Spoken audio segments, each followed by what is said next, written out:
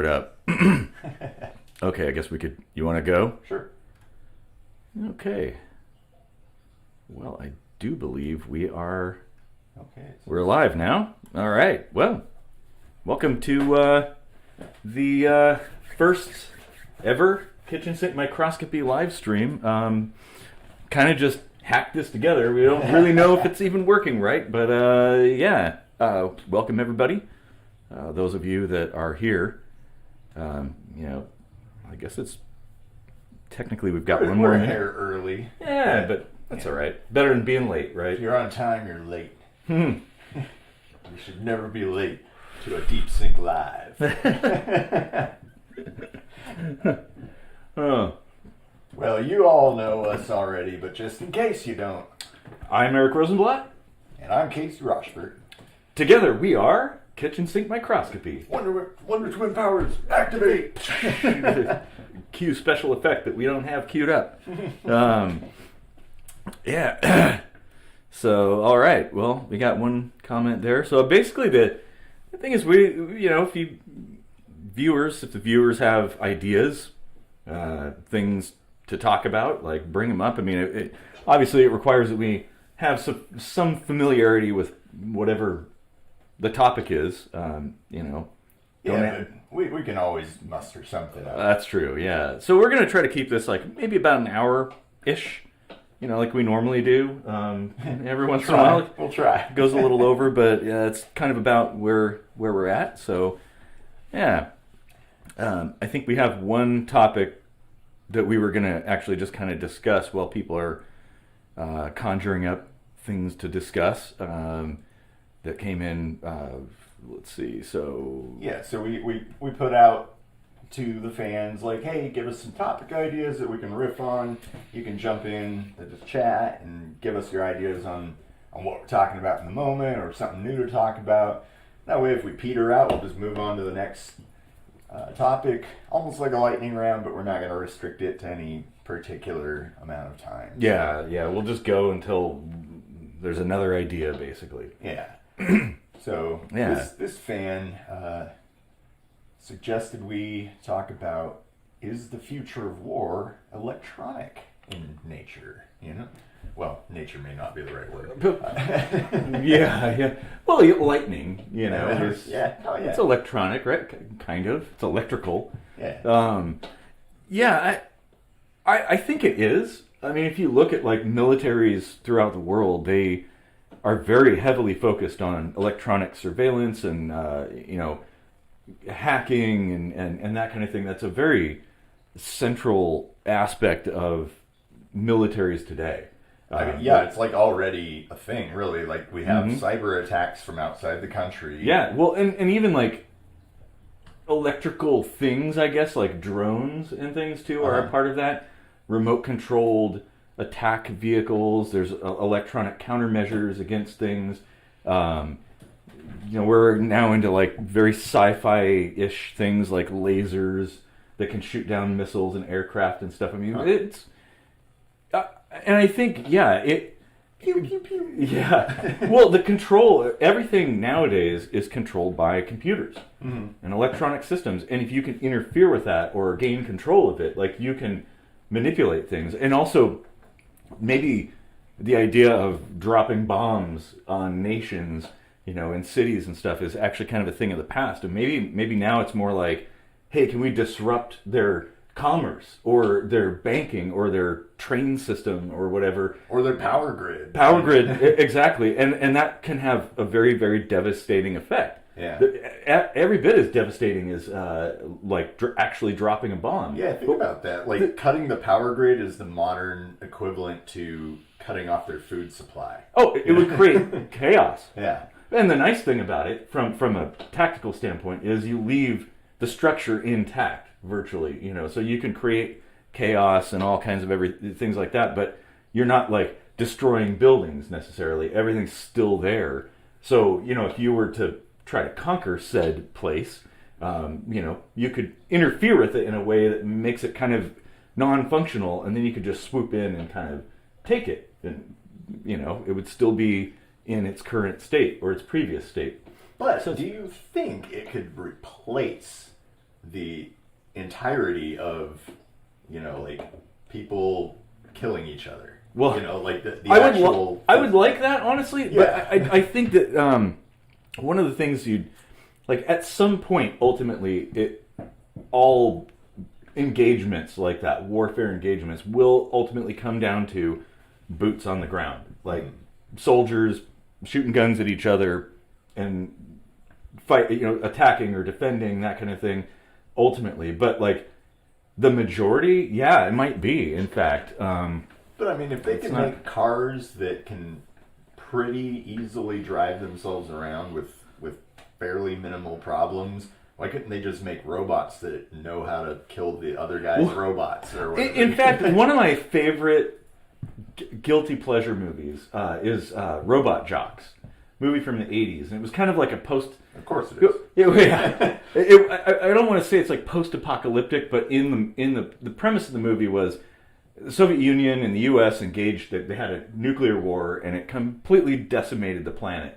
Like, everything was gone, and they were like, we should probably not do that again. So instead of having...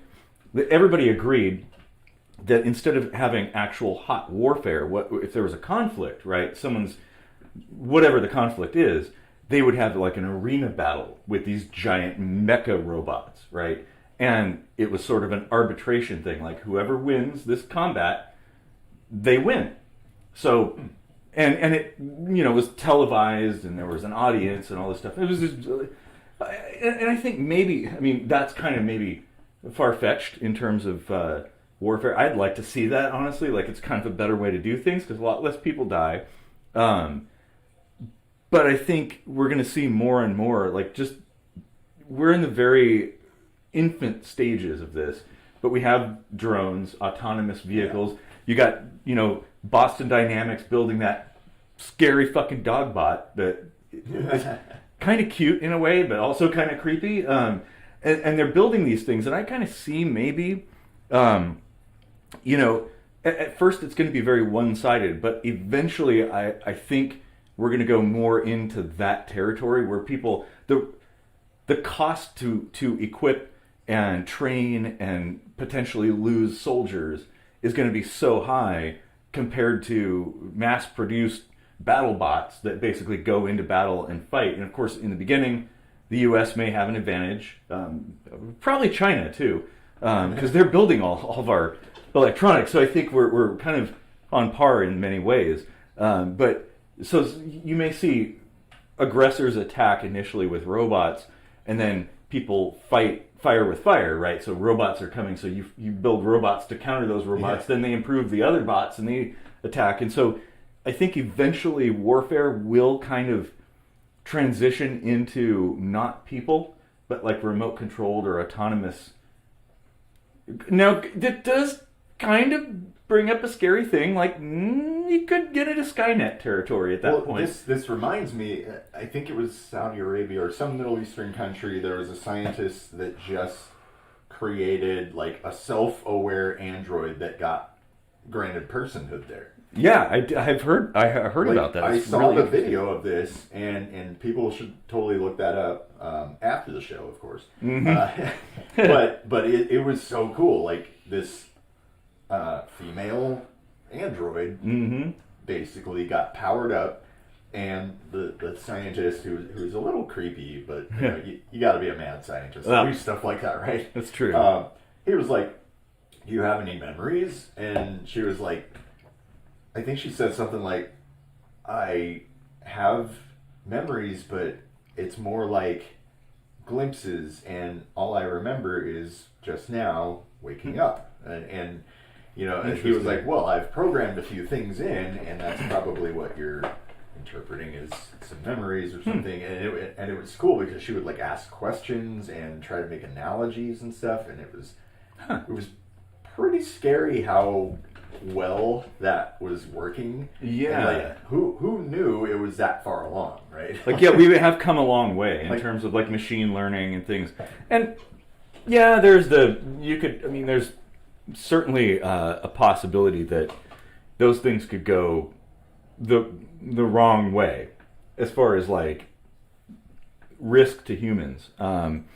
but at the same time, it's also really interesting, and I think it's sort of like, we've essentially become God. We're creating our own likeness, and it may be autonomous and independent, and it may go on to create its own offspring creation at some point, and in a way, what I find appealing about that is the fact that the human race may not exist at some point. Like the Earth could be destroyed or something. Eventually the sun's gonna swallow us in a giant, fiery, destructive end.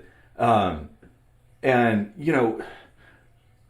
don't have light speed yet. So our fastest spacecraft traveling to other worlds, it would be generations, hundreds of generations, just to get to the next place. Well, Proxima Centauri is very close, so we might be able to get there, not in one human's lifetime, but a couple generations. Yeah. But if we're going to go exploring, maybe we're going to do it by proxy.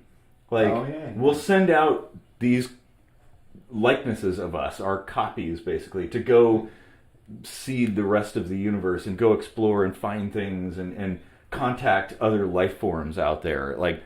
Maybe Star Trek will be more like a bunch of datas, right? And less humans, but more datas, basically. Yeah. So what if we did that? What if we knew, hey, climate change is irreversible.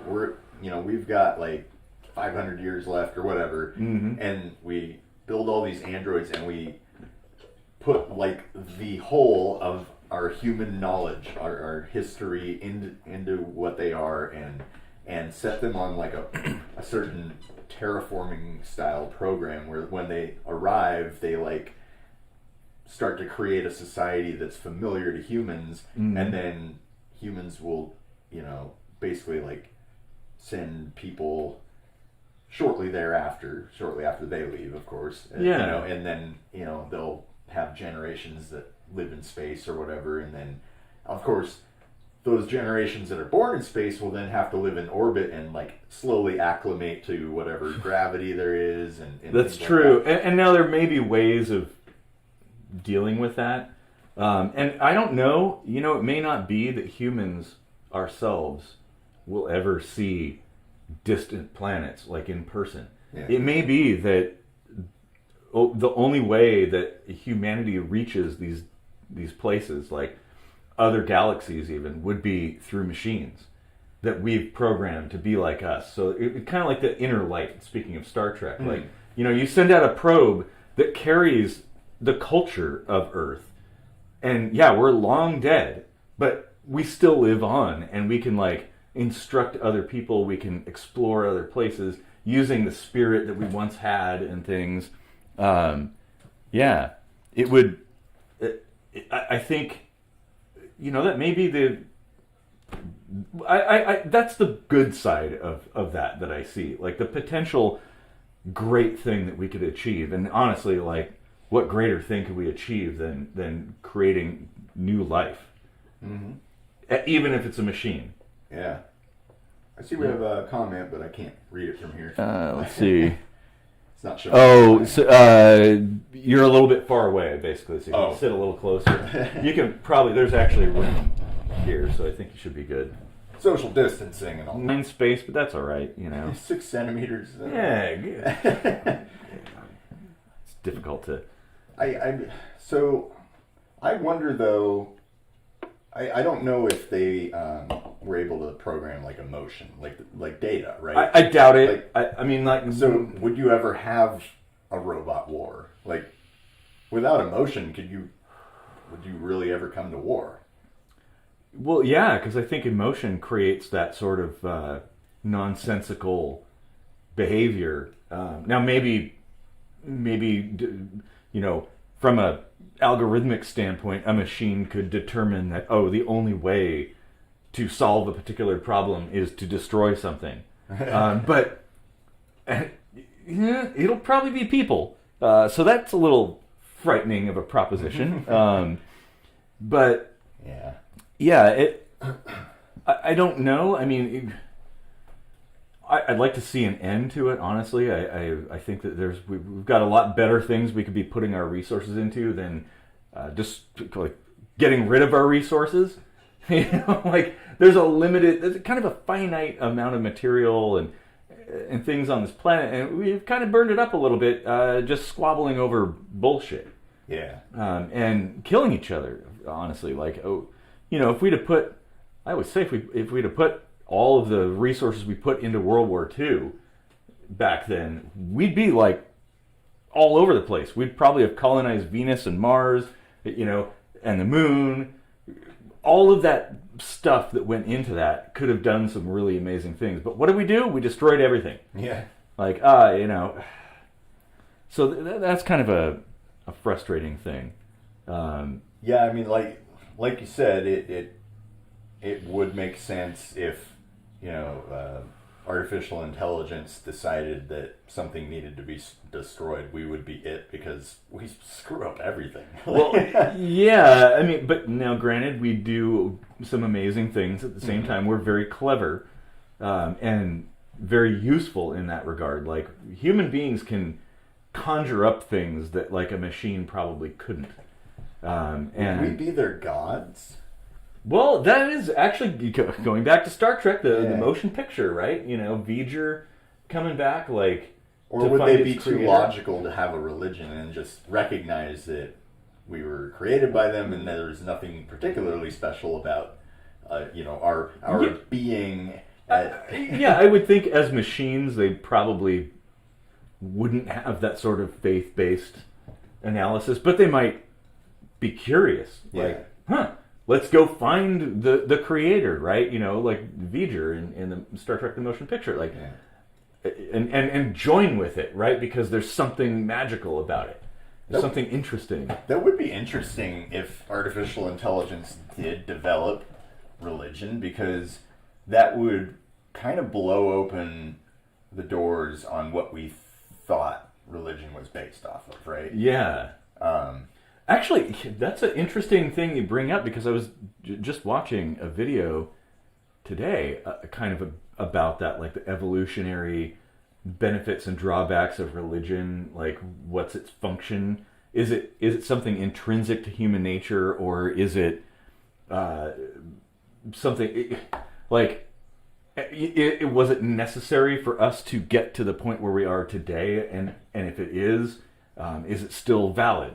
Yeah. Right? Like, is it something like, now that we have all this understanding and capability and technology and things, like, do we still need religion to get together and work together? Because that's kind of the idea. Right. The hypothesis is it brought people together cohesively, So that's the thing. Like, if you were just, say, like, one being that never died, and you lived on this planet alone for all of time, I don't think you would ever develop religion. Religion depends on a society, I think. Okay, well, yeah, spirituality and religion. Okay, yeah. So would you have like a spiritual philosophy? I guess that would be the organized religion, having like a doctrine that a text. Yeah, that's things just like that. That's just us putting things into a bucket. Like, oh, you believe the same thing I do. Let's make rules about it. And yeah, and I think some of the origins of religion have to do with not knowing how things work.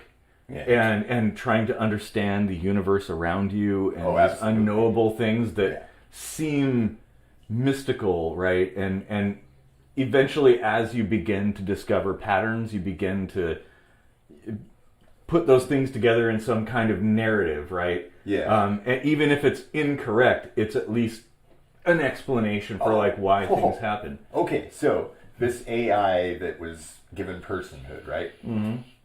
Let's say, because science is built on the shoulders of giants, right? No one person does everything. There's no Noonien soon. Yeah. So like to build something like that, if you're like the one and only artificial intelligence person in this world, you would probably not be able to fathom how to create another one of you. So So not being able to understand that as artificial intelligence, do you think that would be enough of a spark to want to create an explanation for how and why she became a being? Ooh, wow. And in that regard, she might actually revere at least her creator, her direct creator, as a god. That would be trippy. Ooh, man. Wow. I mean, it depends on how extensive the human behavior that it's imbued with. You'd have to create a Nobel Prize for becoming a deity or something. Well, yeah. I mean, because the thing about algorithms and programming and stuff, it's like we can only go so far. Like a person can only programmatically sort out so much so deep. Like if you were to create a program, like yes, you can mimic certain behaviors, but you can't necessarily you can't necessarily copy all of the internal workings that make that behavior.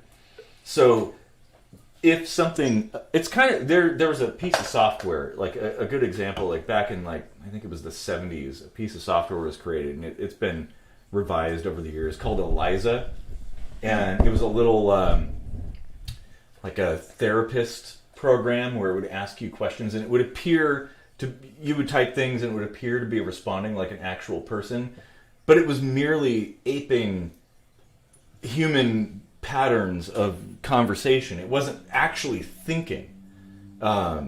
So, but what is thinking? Like we already have. We already have adaptive learning. So like it can basically, I mean, for all intents and purposes, it can actually learn.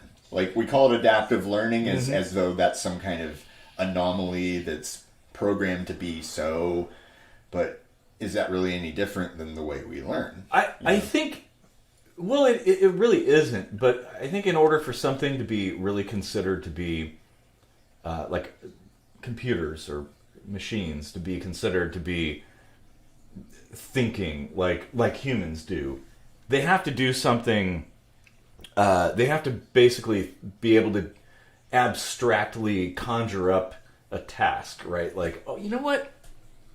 I feel like painting a picture of this thing. And not that they were told to, but that they decided to do that of their own accord because it felt right. Well, you can never really create art because you're told to. Like, well, you that's have true. To have some kind that's of... true, but I mean that's one of that's a very human thing, or to try things, think outside the box, you know, or to do things on a whim. Right, not because your software told you to. Well, but I guess in a way it actually does for humans too. Yeah. But I think that's something that really makes it plausible to accept that they're a thinking machine, like human thinking. I guess there's a better way to explain it, but it'll probably come to me after we've deviated from the conversation. Oh, we have another comment here. Yeah. Is that Joe? What's up, Joe? Yeah, hey, Joe. Yeah, we got a few people here. Does it matter if the abilities are the same as a human in order to be sentient? Exactly. No, it doesn't. Yeah. Right. That's very true, and I think that's probably... we're very egocentric in how we're viewing this, right? Like, yeah. We're like, well, it's not quite human, but it's like, it's still thinking, it's still self-aware, it's still able to learn, like... At what point do we... Yeah, well, but that's the question is, are the behaviors simply copying or simply operating based on the way we tell them, or is it something that's adaptive and is able to independently develop? You know, that I think that might... But then that doesn't... I don't know. What sentience is kind of a very difficult... thing to define. Yeah, how do you explain it? I mean, again, going back to Star Trek, they dealt with that with data, like measurement and stuff. Yeah. Like what is an individual? What is, you know, there's a lot of different ways to describe, you know, us. Like individual, sentient, alive, whatever, like all of those things can be defined in slightly different ways, but we kind of feel like those all need to be present to call it like equal to us or whatever. But yeah, that's but not there's a lot necessarily of the case. other non-human animals that possess very similar qualities, Right? And I mean, you could consider them sentient. Oh yeah. Like, so I feel like animals are sentient. I treat them as such. Yeah, like exactly. In my particular interpretation of the definition of sentience, animals are aware and they're able to learn, and like they have emotions. You can observe that. Oh, sure. I mean, especially some animals that are very clearly experiencing emotion, like death of other people in their tribe, I guess, right? Oh, wait, we got some comments. Okay, we got Ted says, wasabi! Wasabi. So Joe's, is it as or more complex than a cat or dog, etc.? But how complex is complex, right? That's a good question, yeah, because there's different... there's a branch in the road somewhere where it forks off, sure. And there's maybe different types of complexity that we're looking at, right? Well, and the other thing is, abilities have to be taken into consideration. Yeah. Maybe a cat or a dog has the same kind of complex thoughts that we do, but they're unable to articulate them or express them like we are. Like, can a cat paint a painting? Well, it's very difficult with paws that can't hold a paintbrush. Maybe they, if you transplanted a cat brain into a human body, maybe they actually would and could and would. I saw a video the other day. It was like a hidden camera, and there was a beagle or something that got up and started banging on the keys of a piano and going, "Arr, yeah." Arr. Well, I think there are a lot of common things, Oh wow, we got. It was still better than Nickelback.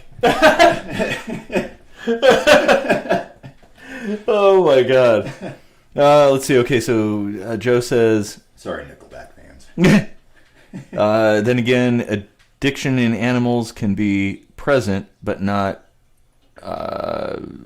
computers, necessarily. Oh, could a computer be addicted to something? Oh yeah, that's very chemical. Maybe that's one of the defining features of sentience. Yeah. But what is that? Is that the key to creating emotion? Is to introduce a biochemical element that is dependent on a stimulus. That's interesting. Well, I mean, there is there have been experiments involving connecting neurons and microchips together, and it's very, very interesting stuff to study. So we have another comment. You can't read those on there, can you? It's not popping up here for some reason, so I'll just turn this All right, so let's see. Sorry, got to kind of... Text is very, very small, so let's see. Old. Ted says, fuck Nickelback. Yeah. Yep. So let's see. Or are we not cool enough to understand them? Oh. Yeah. Yeah, I'm starting to wonder if we could create a biochemical operation in an android that... I think that's actually kind of the direction that we'd need to go in. Yeah. But then again, this is going back to like we're becoming gods. Let's say bio, like with quotes around it, right? It would be bio in the sense of like it's mechanophysiology, let's call it, is affected one way or another by the stimulus that is triggered by the input. So I think that could be... that could totally be done. Oh, yeah. Yeah. I don't know how to do it, but I know enough to know that it could be done. Well, and I think one thing that would be really important in creating an offspring, let's say, like a new human race or whatever, our robot counterparts, would be not... I mean, because right now we can create machines that can evolve and learn and adapt programmatically, but they can't do it physically. Mm-hmm. Like, because they don't grow. Well, see, here's the thing, though. If you introduce a biomechanical element to it... Nanobots. Yeah, I mean, you can actually build it in to have a self-sustaining power source, right? Yeah. Because ion transfer and stuff like that creates energy. Is this a conversation that God had with his people? Like, so how are we going to do this? He had the greatest scientist. Yeah. Like, all right, God, here's what you got to do. You got to have... Okay, let's have a Zoom meeting. You got to have adenosine triphosphate first. So, oh, man. All right, we got more comments here. So, let's see. We have quite a few things. So, are men really from Mars and women from Venus, or is it the other way around, or something else entirely? We'll start there. Well, I mean, I wouldn't say literally. No, yeah, like... although there's some evidence. It's possible that Venus and Mars both were habitable at some point in time, and maybe something lived there. Maybe it came here a long time ago. That's just a little theory I have. Well, and this reminds me of a theory that I had not too long ago about, the way the Bible was written, right? Mm-hmm. Not necessarily literal. It's allegorical. Yeah. So, like, the whole taking a rib from Adam to make Eve, I was like, well, what if that was, like some alien that we think of as God trying to explain to us where the moon came from? It's like, well, the moon is kind of a chunk of the Earth that just, got knocked off and flew into orbit, and centrifugal force made it into a sphere, and there you go. Like, but it's like, what if the moon is the rib from Earth or whatever? Like Adam and Eve. Very interesting. Yeah. Yeah, I mean, it definitely. There's a really good book. I don't remember the authors, but it's called Brain Sex, and it's talking about like the differences between men and women in terms of like brain physiology and construct and things like that. I think there are definitely differences, chemically for sure, and obviously genetically. Well, this is probably like an excellent segue into the whole like pretty modern current event controversy of the idea of gender fluidity, more than one gender, stuff like that. Like, there are people that think, it can only be one way or the other. It's tied to your sex, and then there's people who like experience a different way. Well, and I think that's because it's difficult for some people. Well, it's difficult for people on all sides to understand, like, that there's the physical side, which is immutable, I guess, for the most part, and then there's the psychological side. Right. And so, like, and those can be different things, for sure. Yeah. Like, I think it's all social construct as far as gender goes, right? Yeah. Because it's... Well, there's influences from, like, hormones and things and stuff. Sure, but we're still tying that to a word, basically. Yeah. Like, gender is no more than a word, which we're throwing things into that bucket. Well, right? and maybe the issue is that we only have those two words. Yeah. And assume that it's either or, like a binary thing. Yeah. When if you're more complex than that. Yeah. If you're going to simplify it down to testosterone and estrogen, men and women make both. So in different proportions, right? That's true. Yeah. And so that right there tells you everyone to some degree is a mix of genders. True. If you want to just look at two buckets, right? Yeah. Like whatever. And I mean, maybe it is just two buckets. As far as our chromosomes go, it is binary. There's X and Y. I mean, you can't get around that. There's combinations. You can have trisomy in that chromosome and not die in birth or in utero. But those create obviously imbalances in hormones that kind of conflict with the way that you develop and stuff. Sure, but that's not like that common. No, it's not. But the point being, it does exist, and like, how do you classify those, right? Or does it even matter if you classify it? Honestly, that's if you kind have of my take on it. Two X's and a Y, are you a man? Just because we think if you have a Y, you're automatically a man. But you have more of the X's, so... It's a good point. Yeah, we're I'm sure starting to get... there's some... definitely some comments. Okay, let's see. So we skipped ahead a little bit, so let's skip back a little bit. So that would be some... scrolled up. That would be some complex computing or some complex integration of biology into the machines. Oh, and we have a comment, no fucking robots. No fucking robots or no fucking robots? This is ellipses between them, yeah, so it's not English. It's a complex way I think the robots should be allowed to fuck. I don't know. We should be allowed to do the same. Like, hey, free love, right? With the robot, would you,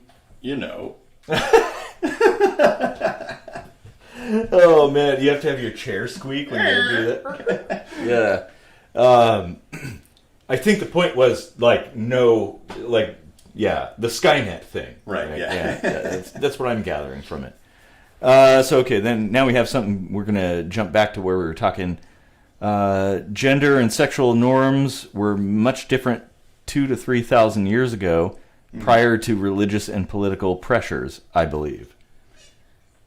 I mean, things certainly have changed. Like, let's take the color purple, for instance. Mm-hmm. People generally associate that with women, but it was royalty, which was very masculine, very... Pink, even. Yeah, and pink. Like, those colors were once associated with a patriarchal society. Yeah. And I think that's the thing, is like, no one thing is objectively a particular... thing. Yeah, that shows you it's nothing more than a social construct, because society changes over time.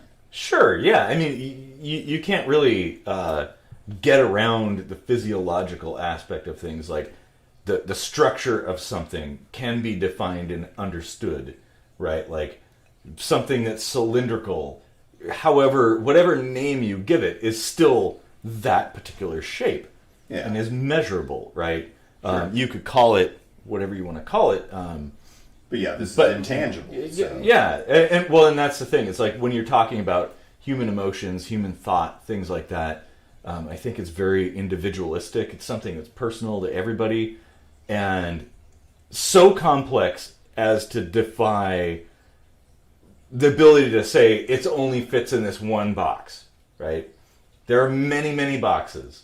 If I do have a problem with putting things in boxes, honestly, but it's like you do have to have some kind of way of explaining things so you're on the same page when you're conversing. You got to make words up for it, so you can't just have to have a meaning. Yeah. Otherwise, we couldn't have a conversation. Yeah, because we wouldn't. We'd be like, that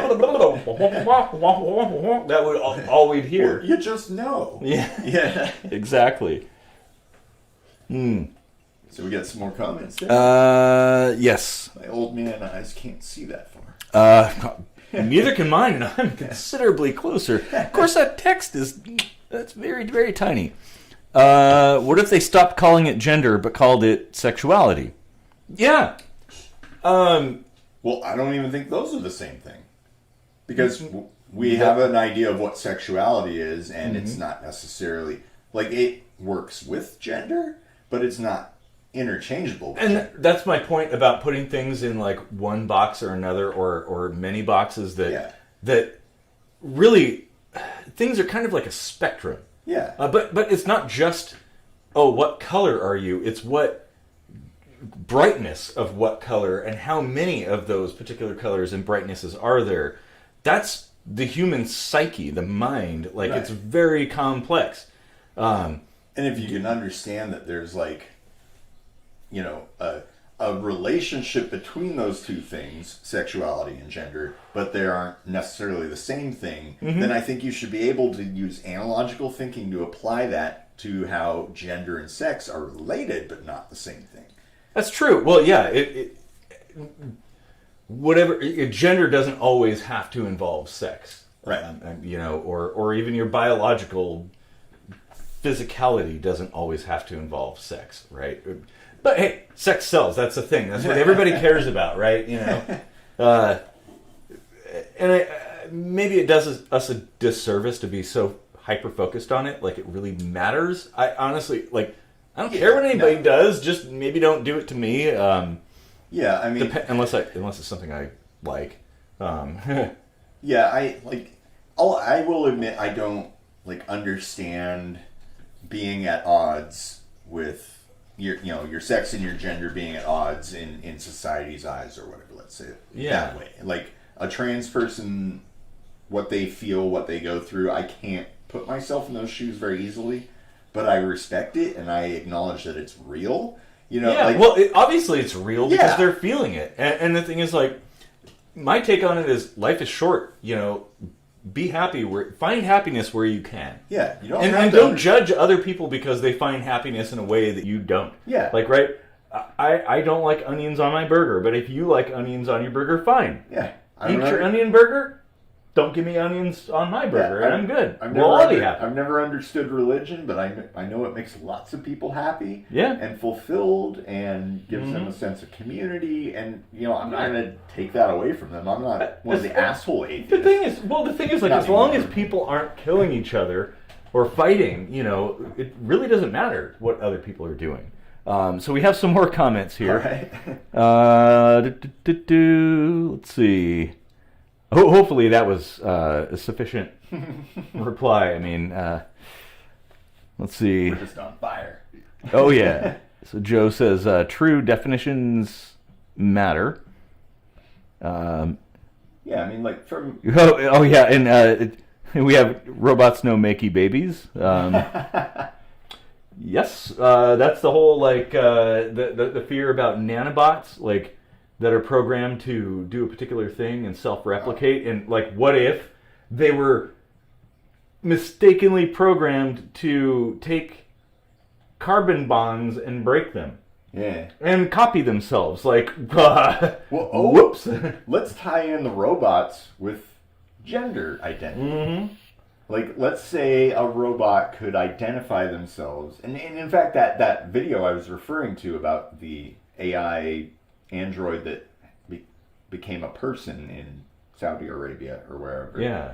I think he actually asked her, he was like, what gender do you identify with? And I think she said female or whatever. And maybe that was programmed, right? But if they have adaptive learning, if they find that they have more in common with men than women, the tomboy thing. What if an android with self-awareness decided it's no longer what it's been programmed to be? Well, I think that would be an indication that it's self-aware and intelligent. But here's the thing. Would androids perhaps find and create new genders that we didn't even know? I was thinking that new ways of thinking and beings. Sure, we think about these kinds of things in the context of it's like data, right? It looks like a guy, right? Or what's his offspring's? Lol. Yeah, looks like a girl. Not laugh out loud. Yeah. But what about an android that's like some kind of mining robot or something? What if it becomes self-aware? It's just a drilling machine that has little crawly legs or tracks or something. What would its gender be if it even could fathom that? Right. At what point do you decide that some kind of being needs that distinction, or do they at all? That was my point. Is maybe this is pointing out how ridiculous the classification of gender even is to begin with. Yeah, it really is. How irrelevant it is. It doesn't. If you didn't believe gender was even a thing, or it was dynamic or something, that wouldn't make you gay or whatever. It would just you still have whatever preference to whatever conglomeration of physical and mental and psychosocial aspects that person has, like. And the thing is, like, does society really care whether, like, because I have a tendency to kind of get really excited about, I eat top ramen. I find, oh man, I want some top ramen, and I eat it like every day for like a month straight, and then I'm like, oh god, I hate top ramen. Now I like, quesadillas or something, and I eat quesadillas every day. Like, nobody cares. That doesn't define who I am. I'm the same person. It's just like I have my whims, and for a while I really, really like top ramen, and then sometimes I like quesadillas. Like, was that 2003 when we were roommates? You busted open a package of raw ramen and just... And see, that's another thing. I like to... So you take the top ramen out of the package, right? The compressed cake of ramen, and you bite it, and then you take your packet of flavoring and you dump a little bit in your mouth and swish it around. It's really good. It's like a nice snack. You're like drinking milk out of the carton, but it's top ramen. I'm one of those people that used to actually like suck on bouillon cubes, like just straight out of the package. But that's the thing. It's like, that's just who I am. And don't have a stove? It changes. Just put it in your mouth. That's what she said. Wait a minute. Ooh. So, okay, we got a couple... more comments. Let's see. Oh, kind of feel like Joe should head to the set. Yeah. Joe agrees. Nanotechnology should fix my pancreas. Well, okay, there you go. Mm-hmm. Like, being a biologist, that I can riff on that. So, yeah, like little nanobots or whatever, right? Let's say the pancreas doesn't create insulin. Yeah. And we want to fix it in like a biomechanical way. Whether that's like going in and specifically targeting genetic manipulation in some fashion or whatever, like whatever that mechanism is, I totally think that the way to achieve that is with like virtual reality. Like, you basically become the magic school bus or whatever, and you drive the nanobot to where it needs to go, and you tell it what to do. Well, that might actually be a little bit difficult because of the way nanotechnology and nanobots work. Is they're very limited in terms of what they can do, and this is not like science fiction. This is something that can actually be done today on a limited scale, and it has a lot of promise. And yes, the whole gray goo thing with the breaking bonds and copying yourself and just taking apart everything organic, that's a fear that it could be used for nefarious purposes. But it has a lot of... Well, it's true, yeah. There's pros and cons to every technology. I mean, even you go back in time and look at all the people that thought that, like, if this thing takes off, it's going to ruin everything. And, I mean, like, this bottle holds my beer, and that's great, but if I break it and like, stick it in your face and say, stitch that, Jimmy,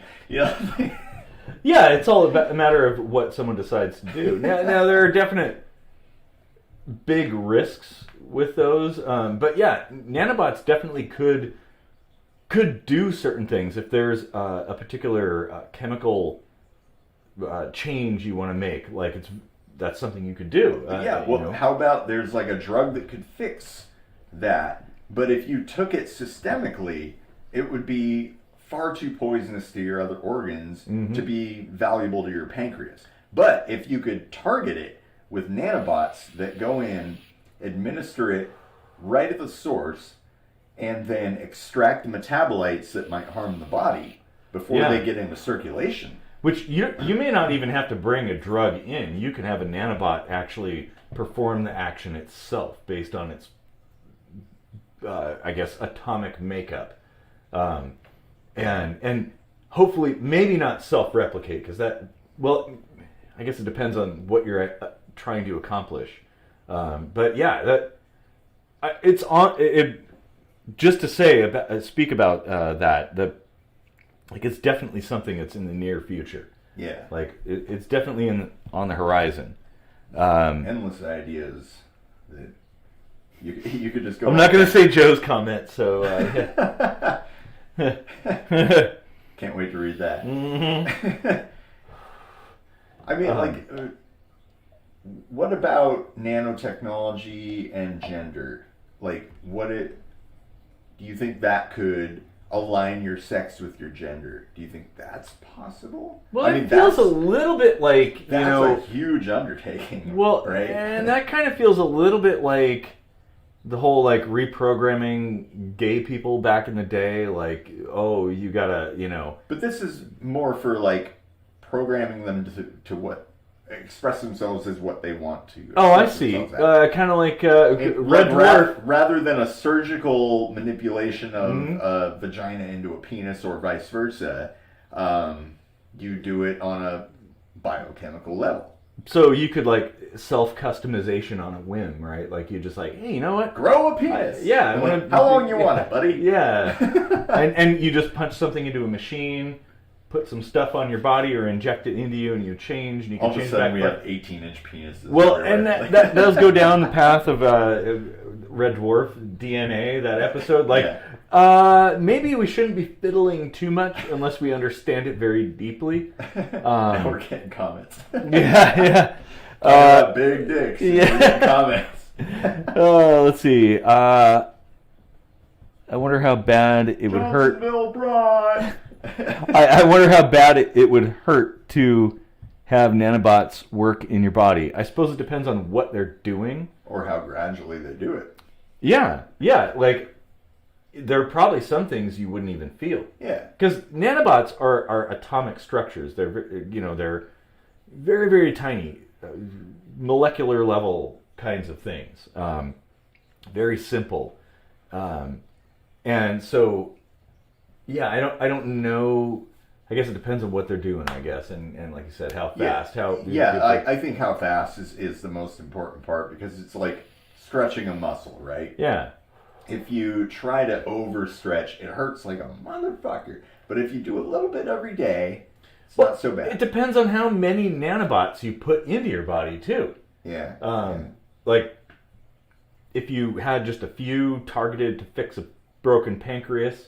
but here's the thing, like, maybe it needs to be fast. It probably could be painful, because it's like, if you used it in a surgical manner, like, like, this person's having a heart attack, we need to do a bypass, let's put the nanobots in there. And also, the thing is, like, if you start altering chemically, say, someone's pancreas, little by little, maybe it would kill them. Like, maybe it has to be quick.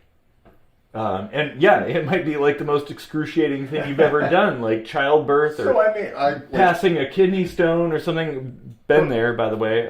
Program it to go as fast as possible, and you still go under like any other surgery, but there's no scar, right? Yeah. Or like a tiny scar from where the nanobots go in. Yeah, it's super small. It's an interesting thing. I mean, I still keep thinking about like weaponized nanobots, and that does concern me. Yeah, I mean, anything can be a weapon. Well, that's true. But the potential for harm from nanotechnology is pretty big. Depending. Yeah. I mean, it's on par with nuclear, right?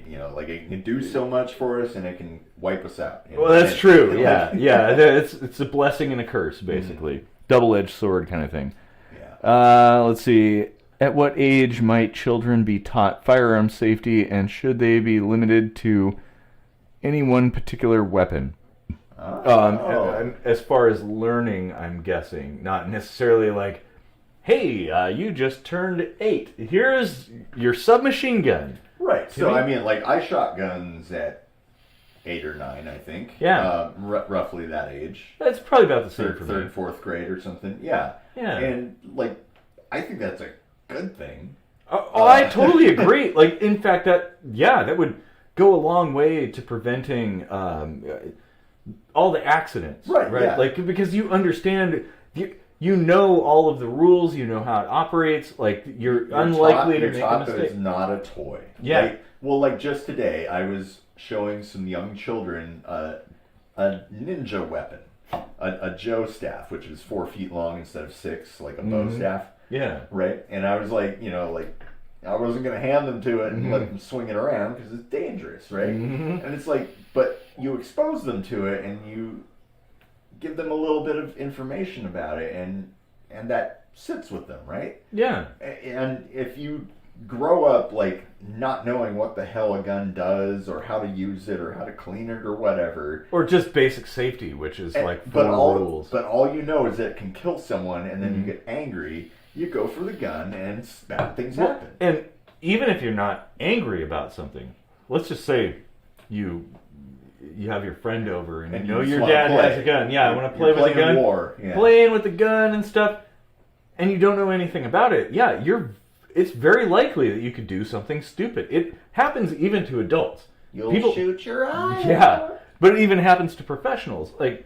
I think exposing people very early on to that, honestly, to anything that's dangerous. It's kind of like the whole teaching people about like electric sockets and stuff. Don't put metal in there, and burners on the stove. It's really the same thing. We've done an episode on like what should be taught in various grades, right? Gun safety might as well be something you learn in school. Honestly. I'd say in elementary school, honestly. Honestly, it really should be. Well, and it should be an ongoing thing. Maybe you start people simple. Like, right? JROTC does it, why can't you do it? Yeah. Just for everybody. Well, right? and you start very simple when you're young. Like, understand the safety concepts, like you handle guns, you have a professional person there to explain things. Obviously, there's no ammunition. If you watch the clip of the DEA agent that shot himself in the foot, like, it happens to the best of us. But I think that kind of thing is really important. But you start very simple when kids are young, so they get the fundamentals of it. And as you get older, like, so you get to middle school, and then you get a little more complex, and give them a little more information. You get to high school level, and you give them a little more information. And then by the time they graduate, they're able to comprehend and deal with that particular thing. Yeah. Safely. Get into high school, you're old enough to know safety measures. You can tie it into physics because it's like, hey, we're going to show you how to sight a laser scope or whatever. And that's totally like, this is the distance and this is how much further up from the barrel that the laser is. And drop over distance. Trigonometry stuff. Wind and things like that. Like, there's actually a lot you can learn from firearms. We can build the perfect sniper. Yes. That kind of brings us back to the beginning. Okay, we got more comments. Let's see. There's a whole lot we aren't teaching in school that we really need to be. So, I'd make mine 22 inches. That's going back to the... genetic modification, penis. yeah. Oh, yeah. Programmable penis needs to be the title of the song on this episode. Remember that song, Detachable Penis? Yep. Detachable Penis. Well, now we got one you can reconfigure in a moment's notice. Immune response to the nanobots would be a bit crazy. That's a good point. Well, yeah. So, I mean, that's a very good consideration to make. I don't know exactly how that would work, because here's the thing about, like, and I'm not an immunologist, but, like, I think that what tells the body that there's something foreign in there is biomechanical in nature, because you have to bind to that thing and say, hey, this doesn't belong here, right? If it's just a little robot, like a little metal robot, there's nothing to bind to, you probably won't know there's anything amiss. It might be too simple. Like it's almost noticed. It's almost a phantom in there, right? Like, well, like nanobots are molecular in nature. Now, inflammation from the nanobot, that could be a problem. So that could be an immunological response. Too much beer. Well, and I think the thing is, like, nanobots are novel, so at this point, I don't know if we really know exactly how the body would respond to them. Yeah. Or if it even would. I think but that's definitely something. There would definitely be inflammation, though, and I think that's a very good point and something that's worth considering. Like, because there would be ways to mitigate that too. Like, we have plenty of knowledge about anti-inflammatory capabilities. So you just send in more nanobots. or some steroids or whatever. Exactly. Yeah, that's a good point. There's even non-steroidal anti-inflammatories. So. NSAIDs. So, okay, gun safety, weapon safety, fire safety, natural gas safety, all are good. That's really good points. Like how to own a home. Like, please put that in school, because I had no idea, and I'm almost 40. Home finances, like home ec used to teach us that. Yeah. But yeah, that's a good point. That anything that you could possibly the economics in home economics actually was economics, really? Yeah. When I was going to school, they didn't teach economics at all. Yeah. It was like sewing and popping popcorn or something like that was it. Sadly. I had to learn economics on my own, independent of that.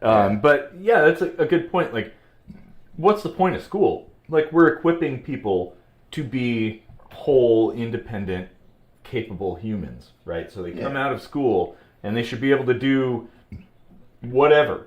Like, and at the very least, not die. Right? Like, that's kind of the first thing you have to do is not die.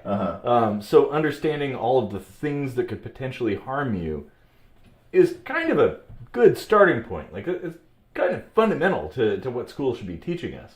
But that's a good point, that we don't really learn that in school. I mean, there might be some, like, PSA videos or something you watch. Those old ones they throw up on 8mm film with the cassette. So,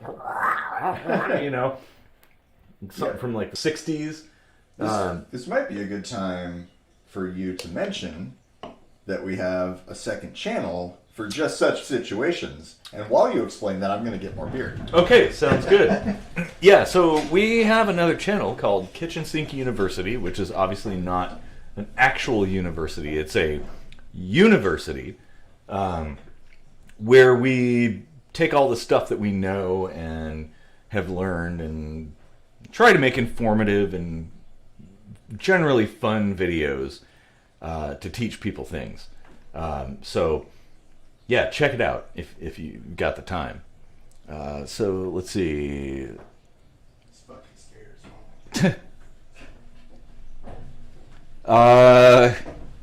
Spiral stairs. Yeah. 3 beers. Oh, thank you. All right. So we have another comment. I hide mine in the medicine cabinet. What, your penis or? I'm going to guess because it's the same person that was talking about 22 inches. Untouchable penis.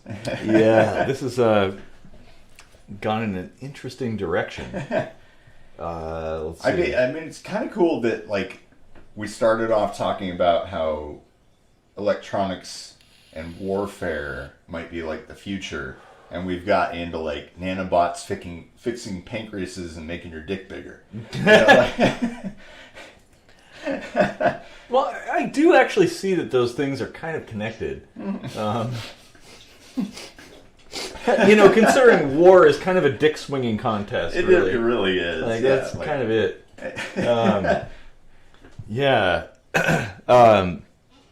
Let's see. All right. So, I think teachers' tenure plays a role in the education game. Much like our government, it needs fresh blood. Oh, term limits.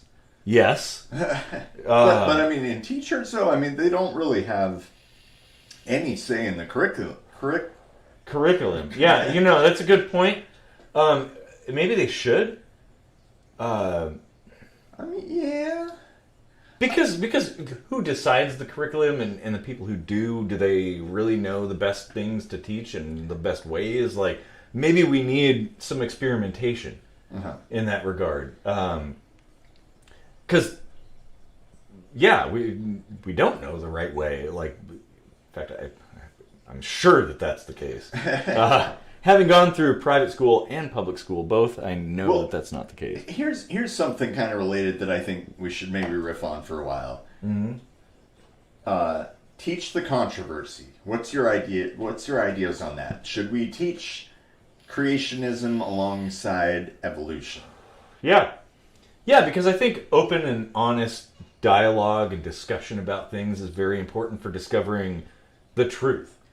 But there's no scientific evidence to support creationism. No, but if you don't teach it, then people don't understand it well enough to discuss with somebody who believes that. Okay, I see. So you have to kind of comprehend, like, I mean, I don't want to say it like this, I guess, but kind of let them come to the conclusion on their own. Yeah, but that's the thing. It's like, you should have those kinds of debates because those are the debates you're going to run into in the real world.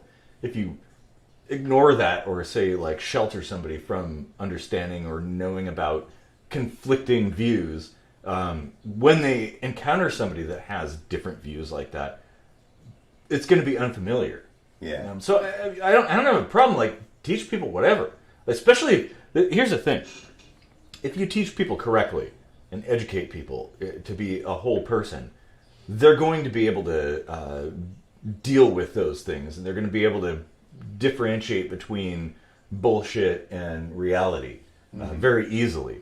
And it's That's not something they're going to do out of the gate. Like, they're not going to do it when they're 10 years old, but by the time you come out of high school, you might be able to... Yeah. I mean, that's the foundation of critical thinking, right? Yeah, like, exactly. Having two different things that are telling you this is the way it is, and they're diametrically opposed. Well, sure, and if you look to change somebody's mind, which I don't know that you always should, but let's say you do, there are certain things that you should, like, don't kill people. If you want to convince people that this particular group of individuals should not be killed or exterminated, you have to understand their own viewpoint, their own philosophy, where they're coming from, right? So you can effectively engage with them and give them compelling arguments. You can't give somebody compelling arguments if you're ignorant to how they think. Yeah. So I think it's really important. Yeah, I say teach everybody everything. Like, you should be exposed to all ways of thinking, all views. And I'm a big fan of the philosophy of arguing for the opposition, like we did once. Taking a contradictory thing and arguing for it. Something you don't believe. Like, try to convince somebody of something that you don't believe. Right, So we did an episode on whether or not the NRA is, like, relevant anymore. Yeah, and we should probably do more of those episodes. Yeah. It's kind of fun. And we basically, like, took the side that we would normally argue against and tried to argue for it. And just that exercise of, like, putting yourself in the other shoes and trying to convince yourself effectively. Yeah. Like, that was challenging. And you could see our struggle. You should look that up and hit subscribe, of course. Mm-hmm. Smash that subscribe button. And that bell, too. Hit that, too, if you feel like it. But yeah, that's actually a really good point. Like, I've always been on the fence about, like, teaching creationism because there's that whole...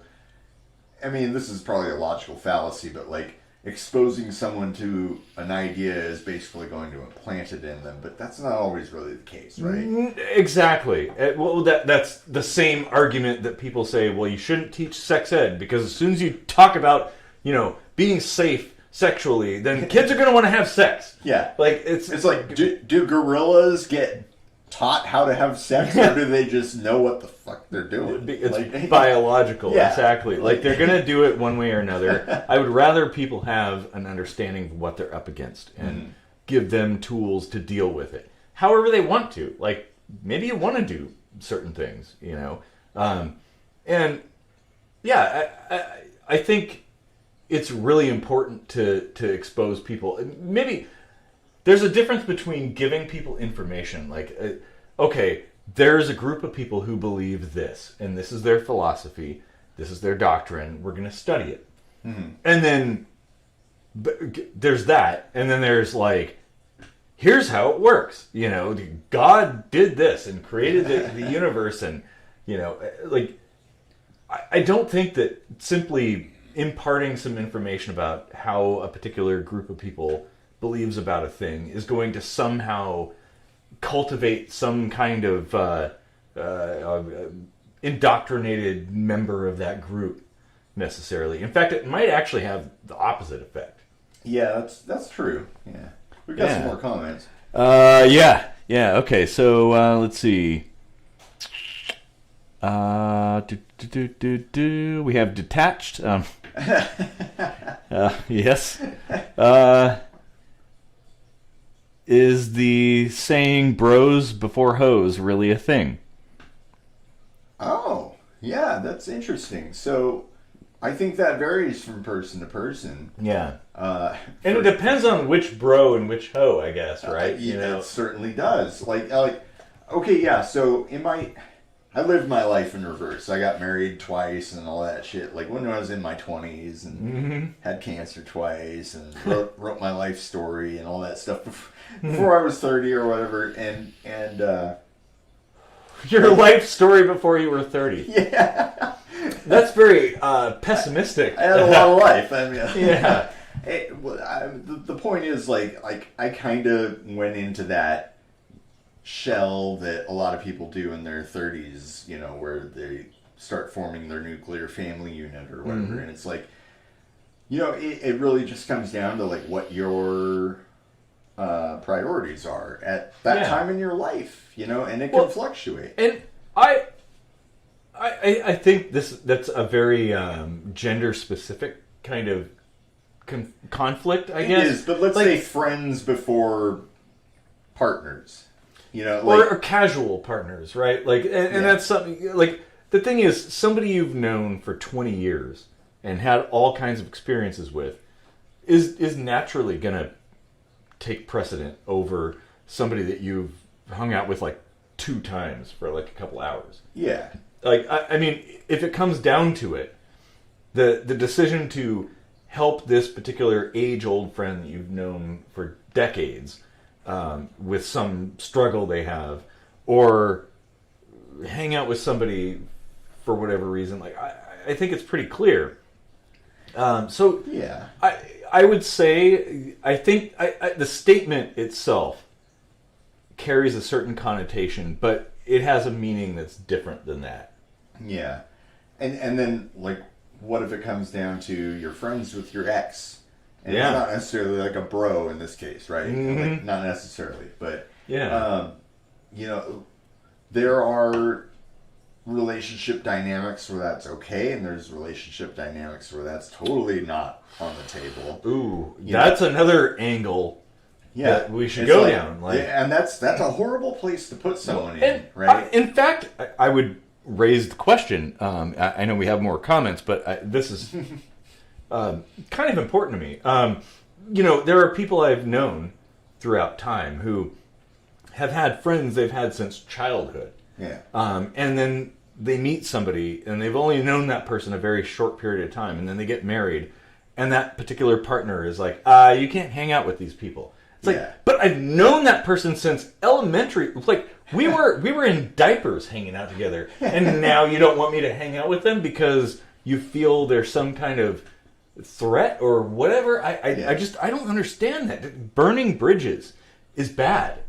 Like, unless somebody is actually creating the conflict. Like, there's certain relationships and bridges can be rebuilt and all that stuff. That's true. But like, it's a personal insecurity thing, right? Like, people get this. It boils down to jealousy, right? Yeah. Bros before hoes and the whole, like, you can't be friends with X thing are both born out of jealousy. Yep. And what's that? Like, and yeah, that's really it. It's like, all it is fear. Yeah. And, man. Well, I feel like we should probably keep up with the comments. I do have to pee though at some point. Okay, well, I'll read. Okay, yeah, go ahead. Go ahead. You. I did the beer run. Okay. Casey, you have the con. I'll take the help. Yeah. All right. I'll be right back. Engage. Okay, so admin is separated from first level teachers must like politics. Well, that's a good point. Oh, then the bros before hoes is a simplified idea of protect your tribe and honor your tribe, be mindful of outsiders, or that you may have some social requirement to support your close friends. Now that is a damn good point, Joe. That is a damn good point, because altruism has been shown, here goes my biology nerd shit. Altruism has been shown to be present in animals, even. I mean, we're an animal, but you know what we call other animals. It's all about preserving your genes, and in some cases your social structure, right? So that does make sense, the bros before hoes thing, because we also have this biological need to seek out genes that are different than ours. Like we can even smell it, right? So I did this not high school, in college. At university, we did an experiment where people would wear a shirt and not shower for like a week and put it in a bag and zip it up airtight. And then, it was a blind study. So people would smell it and try to guess the gender. And it was like pretty spot on. So we can smell mates, even though we don't realize it on a conscious level, right? So that's really interesting. The idea of bros before hoes being like this age-old social idea that you need to preserve the tribe as it is. Very good point. Oh, what did I miss? Oh, I was just going off on biology crap about how bros before hoes might be a sociological preserve the tribe kind of mentality. And that makes sense from an altruistic standpoint, right? Yeah. Oh, that's a really good point. Yeah. So, I mean, like, in that fashion, it's like, well, which do you favor then, right? Well, the people you have a history with who've proven time and time again to be your friends. But right? Who do you have a potential future with, too? That's a factor, right? Yeah, but the thing is, like, you know the past history with a particular person that you've had a history with, but you don't know the future history with somebody you haven't had a future with, right? We can't be conjugating verbs in the past impossible never tense. Red Dwarf always comes in. There's biological aspects to consider, and there's sociological aspects to consider, and there's unknowns, as always. Yeah, that's true, and I think like that kind of dichotomy, the idea that you would be a hardline, like bros before hoes, like I think that's detrimental to anybody's position, because, well, you could. There's the whole abusive relationship kind of thing, like, oh well, we've been together for this long, and I know every once in a while that person hits me. But they've been there a long time. Like, okay, that's the point. You should probably cut ties and run away. And that history doesn't matter that much. Yeah. But you also shouldn't be so rose-tinted glasses about somebody that, you've never really had that history with. Yeah. And it's kind of a lot about expectations. The perception of the future and how things are. I mean, that's a whole episode I want to do, is toxic relationships, right? Like, we have that on the list. Yeah. I mean, everybody's really been like in that situation to some degree, where you're like kind of almost addicted or drawn to something that's maybe not the best thing for you. And actually, that's a really interesting thing. Like, there's some people that I don't know how to describe it, I guess, get off on being depressed or unhappy.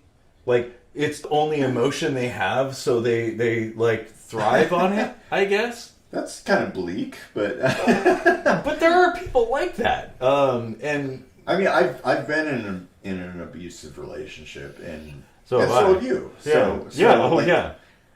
Like, we can understand to some degree. Like, I mean, would you say that you were getting off on it though? No, it was more like me neither. it was kind of like a trap. And it was, the circumstances were such that it was very difficult to get out of. Right. Like, in my case, it was like, well, neither of us can afford rent on our own. Yeah. We're stuck together, and we don't really click, you know? Like, yeah, exactly. And so I'm sympathetic for people that go through those things. Yeah.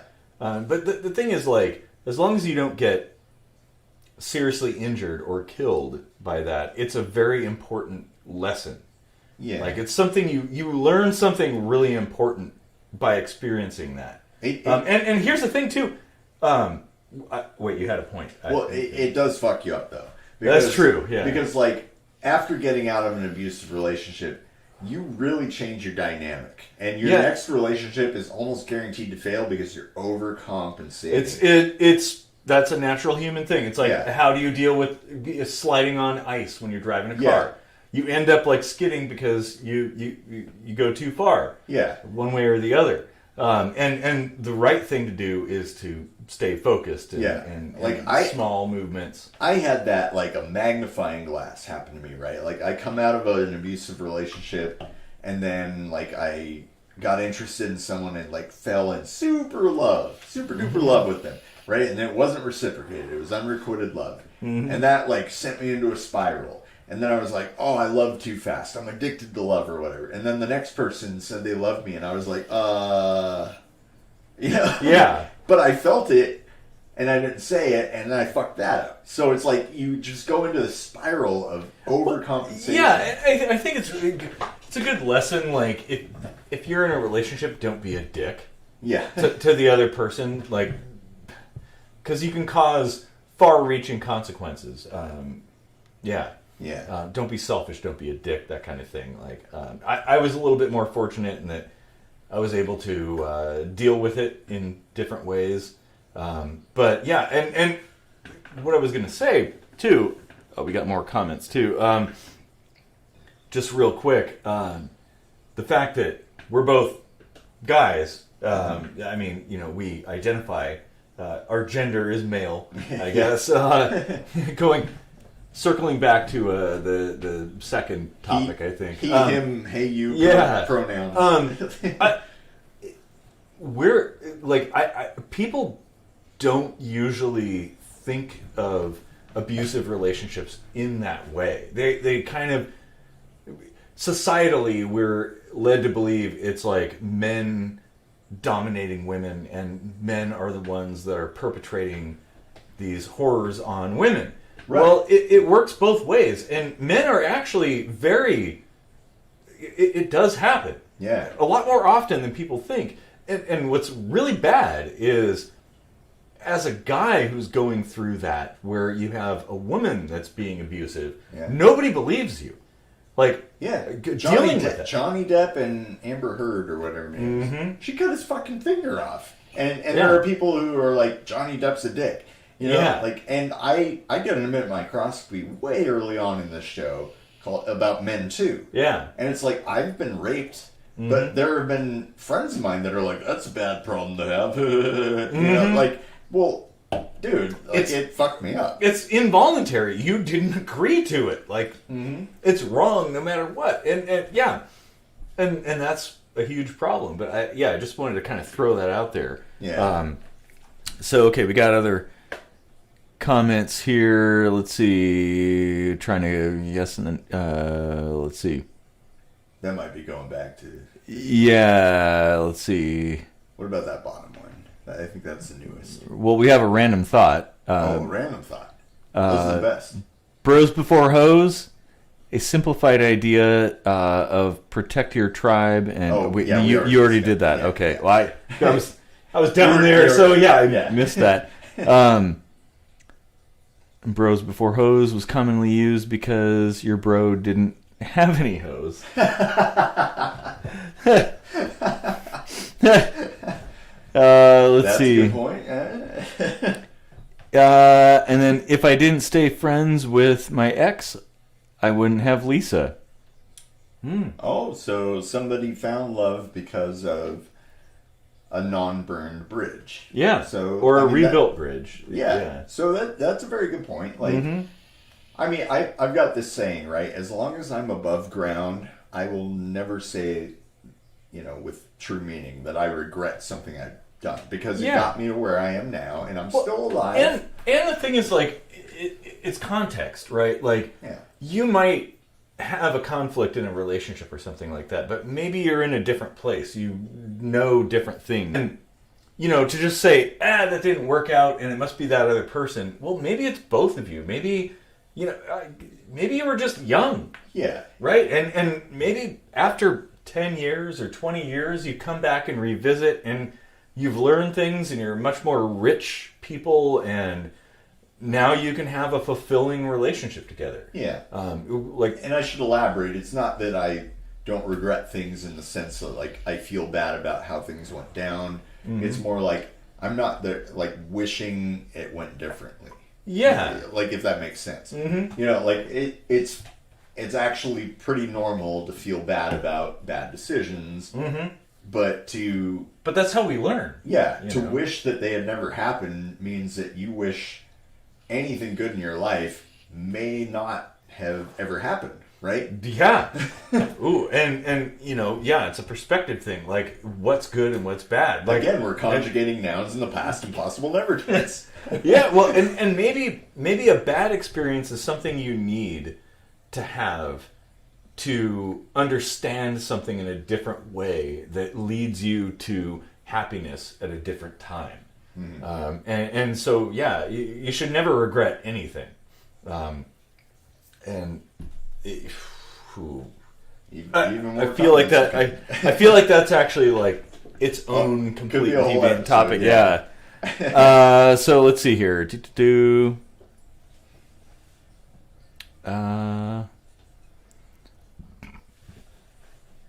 Let's see. Okay, back to the 22-inch thing. After a little bit of back and forth there, that'll be entertaining. Always comes back to penis. And if said long-term relationship is interfered with, a new hang on. More beer, so I can focus a bit better. Yeah, refocus it in a context. It's like a very tiny font. Like, I don't know why it's so tiny. It's probably this giant monitor that I have. Or all the beer we've drank. Well, combination of the above. Yeah. Okay. And if said long-term relationship interfered with a new relationship, what should happen? I mean, that's just part of the dynamic, right? Yeah. Any of your relationships, be it with your parents, your friends, ex-lovers, or whatever, or your boss. Yeah. All these coworkers or something. All these relationships affect everything about all your other relationships. Right? And maybe they do interfere. I don't draw a distinction. Honestly, I look at everybody as a grade or spectrum of friendship. Yeah. In whatever context, it's case by case. Yeah, right? yeah. Love is infinite. And even that word, what does that even mean? Like, when you tell your mom you love her, or your sibling, or a lover or something, it means something different to everybody in different ways. It's experiential. Yeah. The whole "why do you love me" question is the worst, because who can define love, right? Ooh, what is love? Do we have to play Hathaway now? Yeah. Oh yeah. Yeah, and that's the thing. And I think that does create interference and conflict. The idea that it is something or another thing or something, and that's subjective. And as such, it shouldn't be put in a box. Because it is a very complex thing. Like, going back to Star Trek, what was the episode where Data was asking Geordi, like, what is anger? Or something. And he could only just know. Yeah, well, he went through the dictionary, like, or the thesaurus in this case, like, similar words to anger to describe anger. And it's like, okay, yeah, but what is anger? You know, like, how do you define that emotion? Well, like you just know. You have to have felt it to understand it. And I mean, going back to the android thing, there's a biochemical response that is tied to anger, tied to any emotion, right? Well, but then again, people experience those emotions differently. Like, you can have that biochemical response, well, like, but behave, what is the color red, right? Yeah. But you can behave entirely differently based on that response. You know, like, if I get angry about something, my behavior is going to be different than if you get angry about something. And it depends on what that something is. Right? Like, it's all subjective. But we all feel the same feeling, I guess. Yeah. It's like trying to define truth. Mm-hmm. Like, truth sounds like it's a finite thing, but it's really not, right? Yeah. And at the same time it is, but it's super weird, right? Like, I see truth as more like the vector, right? Like, that's the direction you're going in, and you never actually, it's like chasing the rainbow. You never actually get to the rainbow, but your destination is the rainbow.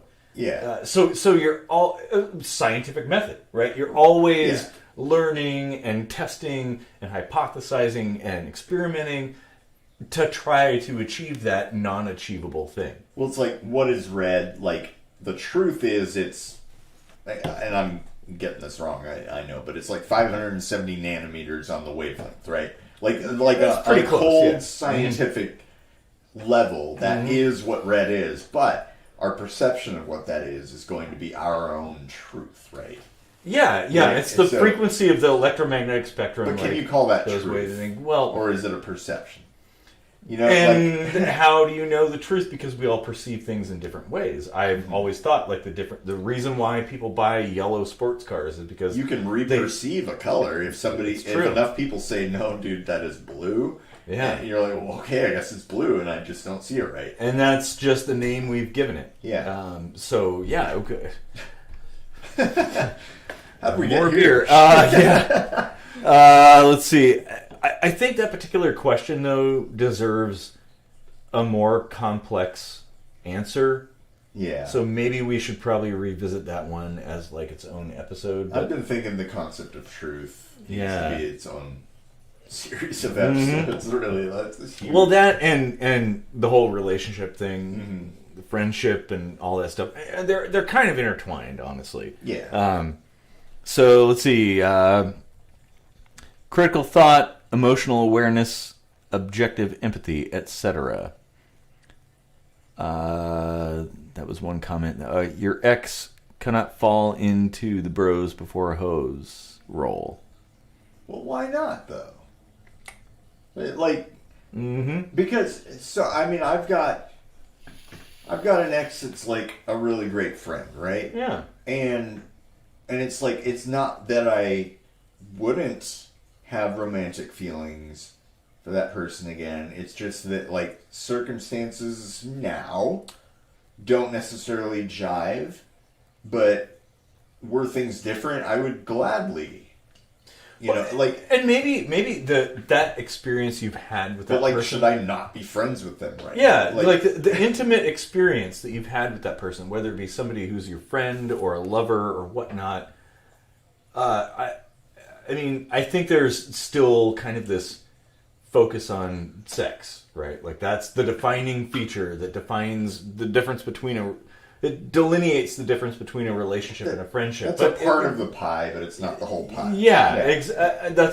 I agree in that regard. And you know, it's a part of a pie that can be a friend pie. Well, yeah, and I don't think that if somebody's your ex, suddenly that they're not your friend anymore. Mm-hmm. In fact, they could be like some of your best friends. Yeah. I have many exes that best friends should have sex. Why not? Yeah. All right.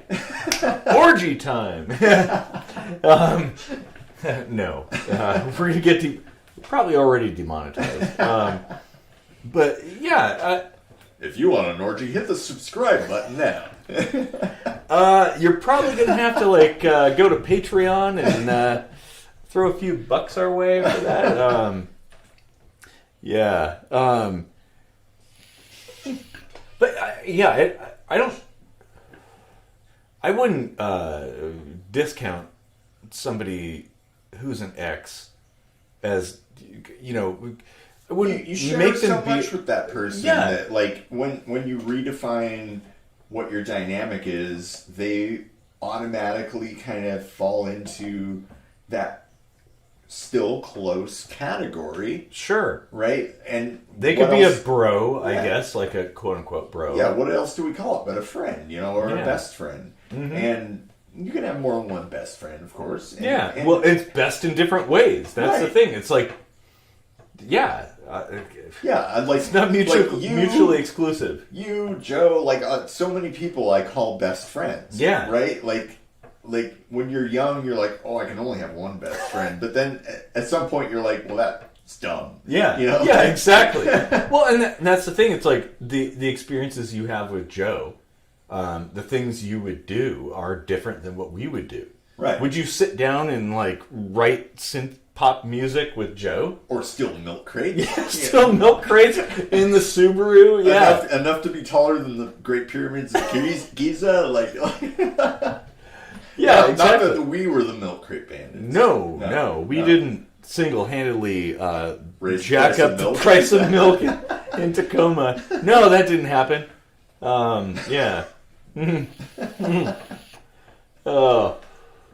But yeah, it's an interesting thought. Okay, we got more comments, though. All right, I'm going to grab more beer. Okay. Feel free. I'm going to read the comments here.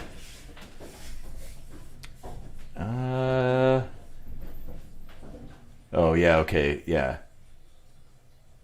Casey should probably be here for this one, so I'll just slowly drink some beer.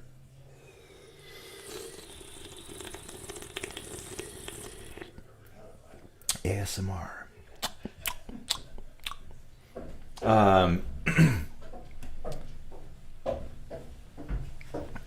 Okay. I had to slowly drink a beer. Thank you. I'm not so sure about that. What if she was a bro first? What if you've known them for years and then be on a bro after that initial relationship?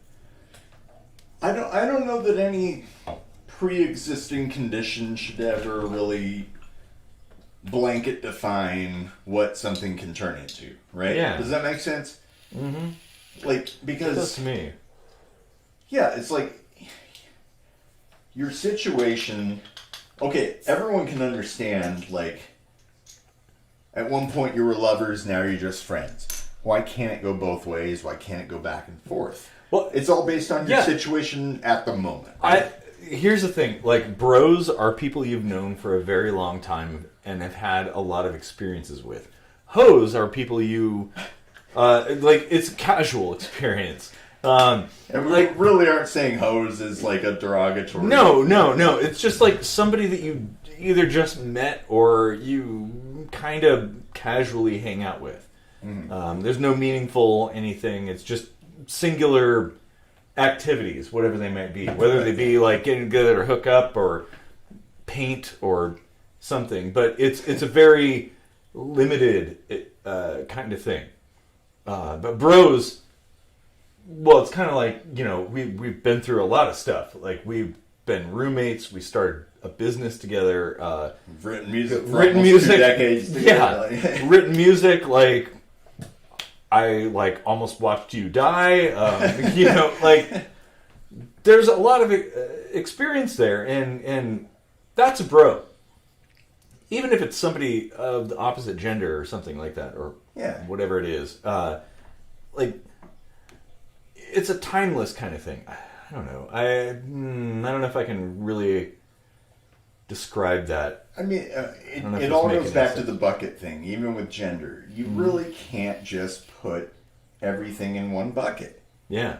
You know, like buckets spill over into other buckets. That's just how life goes, right? Yeah. Well, it's kind of a spectrum. That's why I don't think anyone should call themselves a Democrat or a Republican or whatever. Mm-hmm. Like, I can't be the only person who thinks like I don't fit in any one of those categories, right? No, I'm one of those people too. Yeah. So, like welcome to the club. Why do we're in a new bucket? Yeah, Hey, why do we have to have so many like all or nothing buckets? Yeah, I don't think there really are that many all or nothing buckets, except for like the light switch is on or it's off. You know, like that's a pretty but sometimes clear... it gets stuck in the middle and it flickers and it does things. Yeah. So I mean, even that, right? Mm-hmm. That's not two buckets.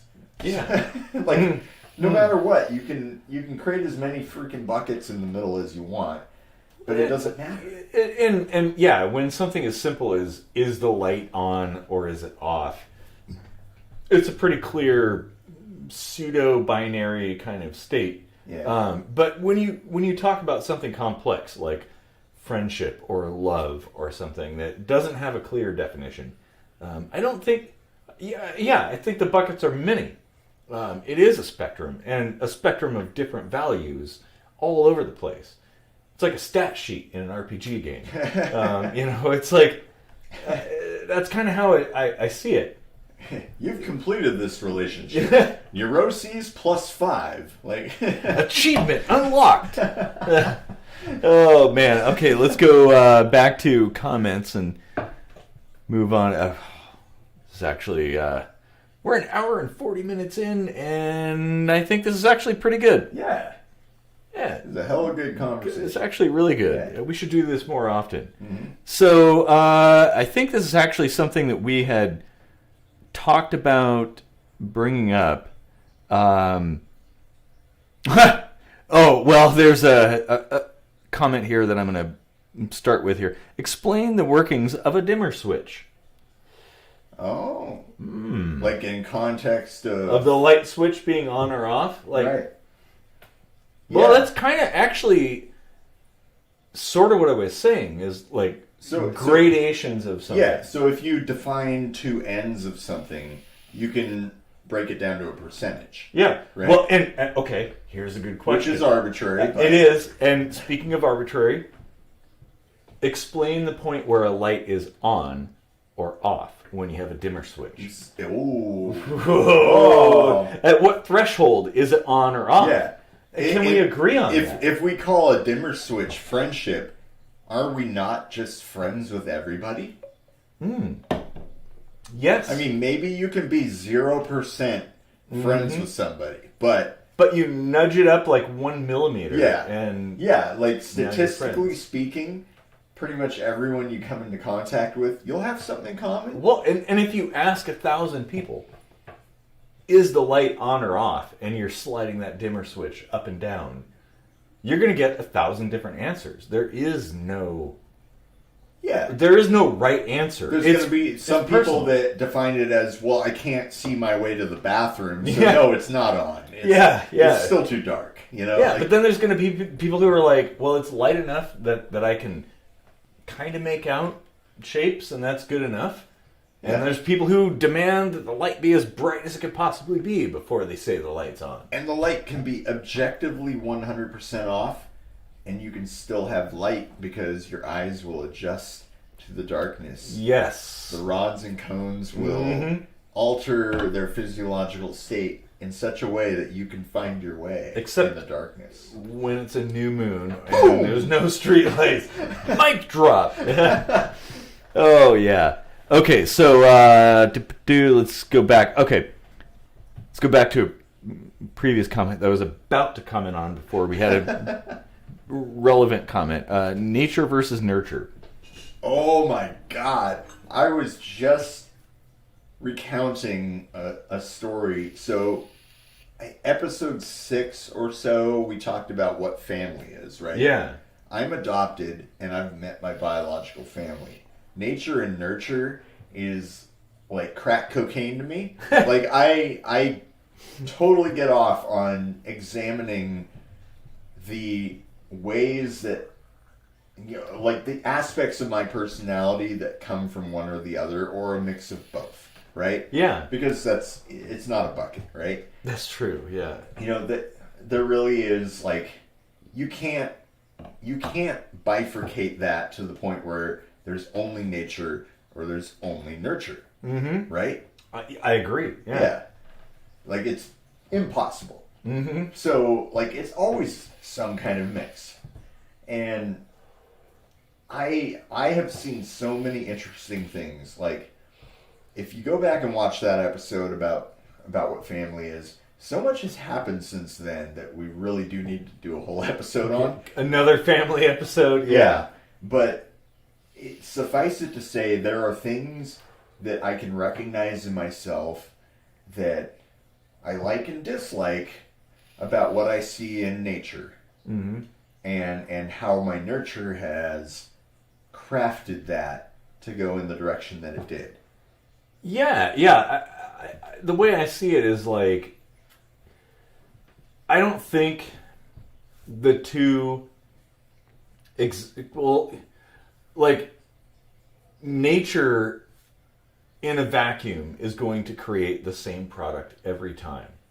Nurture is... In a vacuum, yeah. Yeah. Nurture is that program playing out its code in a particular environment. Technically, nature will change because of mutations and, well, you know, all the possible permutations. Yeah, but I'm saying, like, from the standpoint of, like, your genetic code, like, are you biologically predisposed to be a certain way? In a vacuum, if you played out the same... Like, DNA all your sequence, behaviors were based on what your parents did. Yeah, you would always turn out the same way every single time. But the environment that sequence evolves in does dictate, to an extent, how you're going to be. We don't all grow up in a pod. Yeah. We have exposure to other families, other people, you know, like other environmental situations, whatever it is. Yeah. Like, things that you have to adapt to in the moment. Mm-hmm. And experiences. That's nurture, you know? Yeah, experiences. They do really change you. Mm-hmm. And the tools you're given, i.e. the program that you have at your disposal when you're born, kind of dictates how, like, your state within that particular system. Yeah. And it goes back to the regret thing too. It's like, if I had the choice, would I want to have cancer twice? I mean, like, no. But I've become a better person from it, and I can recognize that. Like, I used to be a total dick. Yeah. Right? Like, I was a dick. And then I almost died twice. Mm-hmm. And I was like, you know what? I need to rebuild some bridges. I understand empathy. You know, like, these are invaluable things to who I am now. Yeah. That I couldn't have had without such turmoil. And in fact, is it not that turmoil that creates the greatest outcomes? Like, if life is perfect, if everything is handed to you on a silk... Oh, guts, yes. That which does not kill me makes me strong. Yeah. Yeah. It's a good point. Oh, man. Damn. I mean, like, that's why this show is awesome, right? we're modern day philosophers, right? Mm-hmm. It's just on YouTube. Yeah. You know, like, this is the key to understanding your own life, is hearing how it plays out, right? And having discussions. Yeah. Speaking of discussions, let's see.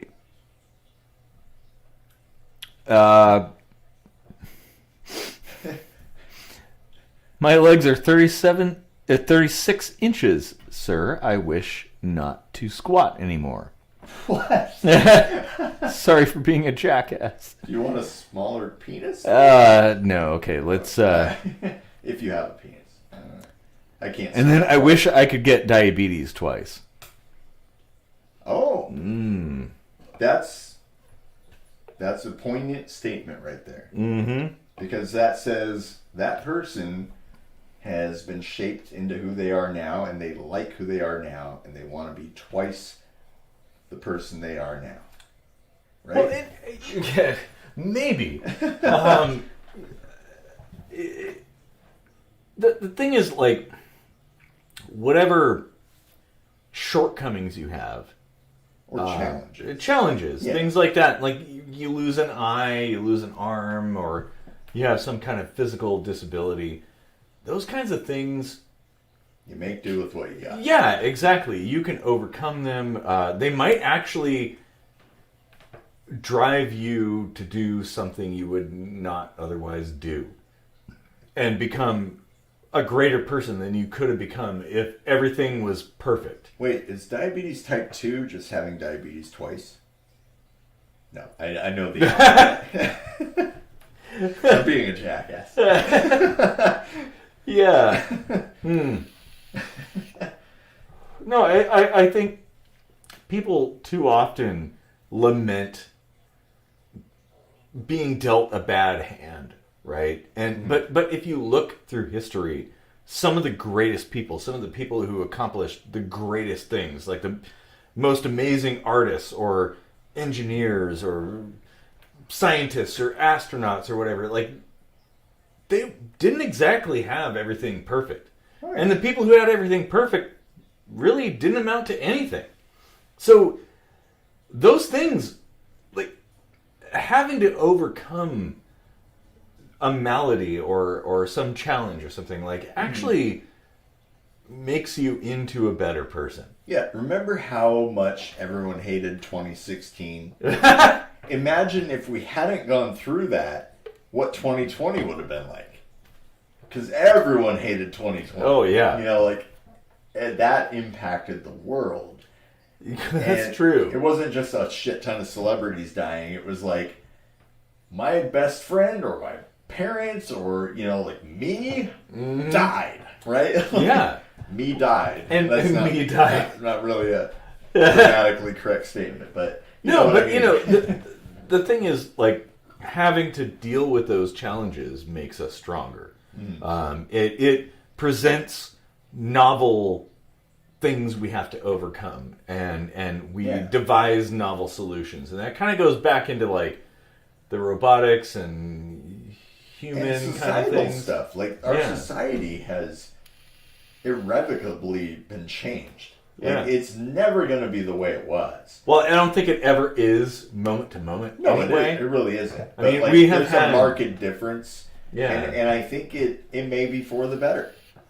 Yeah, Like, depending on the decisions made. Yeah. Yeah, I mean, like, the appeal to tradition gets people every time. Yeah. They're like, oh, I want to sit down at a restaurant and have food brought to me magically. I want to go to a concert and see all the imperfections of the CD that I have at home, or the MP3 now. You know, like, whatever. You know, like, those are things that are, like, great nostalgic moments in our lives that we want to recapture.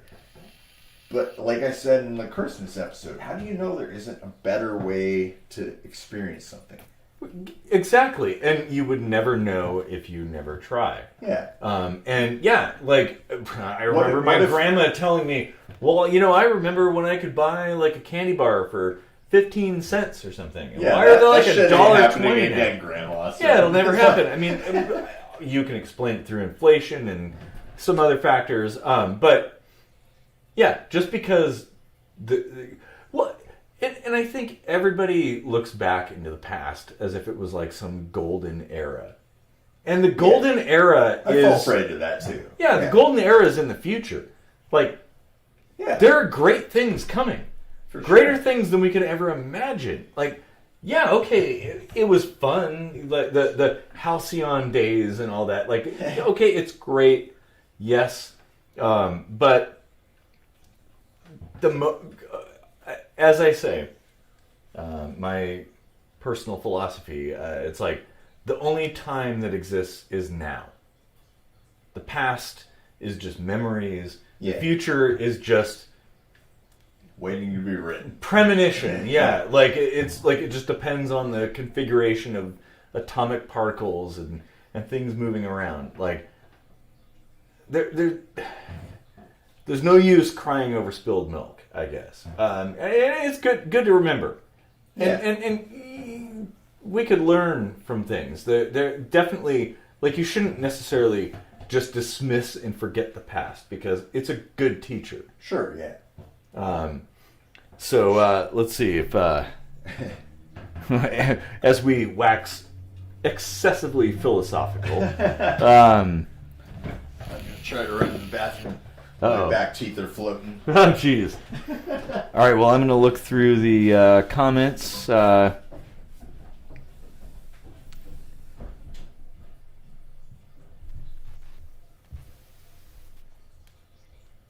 Okay, well,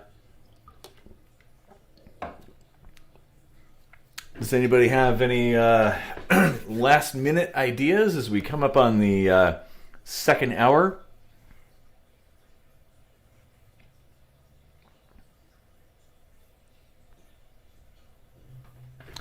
Let's see here. Go through the comments. Yeah.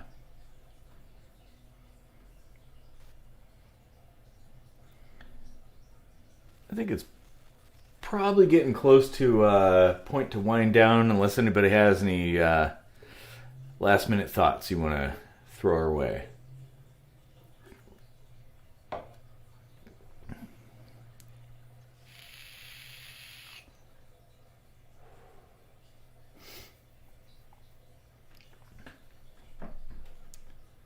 Let's see.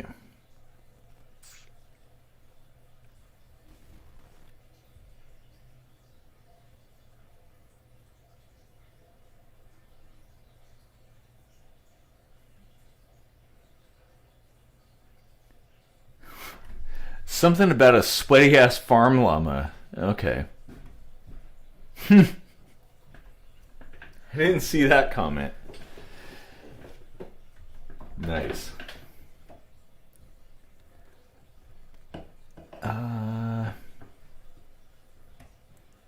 Ooh. Ivermectin. Ooh. What? Ivermectin as a solution. Oh, damn. More beer just in case. Well, I got a lot of unopened beers here. That's a good point. What do you think ivermectin as a treatment for COVID-19? I honestly haven't heard that word before. Okay, well, then that's something we'll have to address at a later date. Because apparently it has, like, a profound effect on people. Huh. Okay. But here's... Okay, I'll tell you, Ted, what I think about that. I think it might actually be effective, but because it's out of patent, nobody's willing to entertain it. And that... So what do you know about it? Well, all I know is what the experts have said, that that it's an effective treatment to treat the symptoms of COVID-19. It's like an existing drug treating something, like, some other indication. Yeah, out of patent. And the thing is, that's a constant issue, is like there's no money to be made because you could like generically create this. I mean, let's take a step back though and think about hydroxychloroquine, which is like a lupus drug, right? Or something to that nature. Like it can be used for. It was actually for it has a number of effects, it's got a number of known effective treatments. Applications, right? So, like, we can theorize all we want about how it's going to be effective. And everyone thought, hey, hydroxychloroquine might work. But it really didn't. Like when the data panned out, wasn't really like a noticeable, like a statistically significant difference, right? Yeah. And there was even evidence to show that it, like, might complicate things with your heart. So, like, we really don't have a lot of data for a lot of this stuff. There's a lot of conjecture as far as, like, treatments for it. when it comes to the vaccine, though, the thing that people really need to be aware of is that this vaccine didn't just come out of nowhere. This has been, so the technology for this vaccine is like 20 years old. Yeah. At least 10 as far as like clinical studies. The concept, studies. yeah, exactly. So it is safe on the metric that every other drug that you take is safe. Yeah, but just speaking about this particular thing, like I don't want to get too far into the weeds about like whether something works or doesn't work, but I think this does bring up an interesting thought that, like, you know, maybe something actually works, but nobody's willing to entertain it because there's not enough money to be made on it. I don't know if that's really the case, though. Well, no, let's just ignore reality for a minute. Let's talk concepts, because that is a problem. That people, like, we're told to ignore all these pre-existing things in favor of novel things that can be patented, vaccines and whatnot.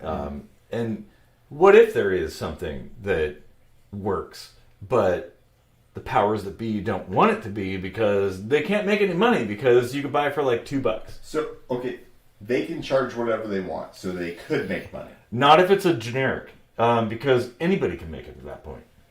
That's the whole point. Patents are the thing that restrict. So you're talking about something that's already existing, but okay, so... Yeah, ivermectin, in my understanding, I do have a limited understanding of it, but it's out of patent. So, like, you could, like, buy it like you buy aspirin at the dollar store. Okay. So, yes, greed is a thing. Yes, patents are based on greed. That does not negate the ability for humans to feel empathy and to do the right thing. So, okay, go ahead. What I'm driving at here is that there is never, ever a grand conspiracy between the government and science. These are two 100% different entities that operate on... So I wouldn't say never. It's funding. Like, I mean... Some scientific processes not all funding comes from the government. Well, that's true. Yeah, but like, that's what my point is. Like, you can't say never. Science isn't totally altruistic. Like, the process...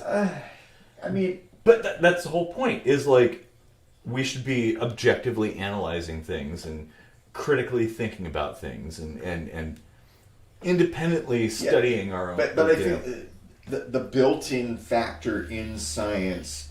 that the reason I say that this never really happens is because there's peer review. There's people that don't have any chips in the game that are saying, hey, this works or it doesn't. There are flaws within that system as well.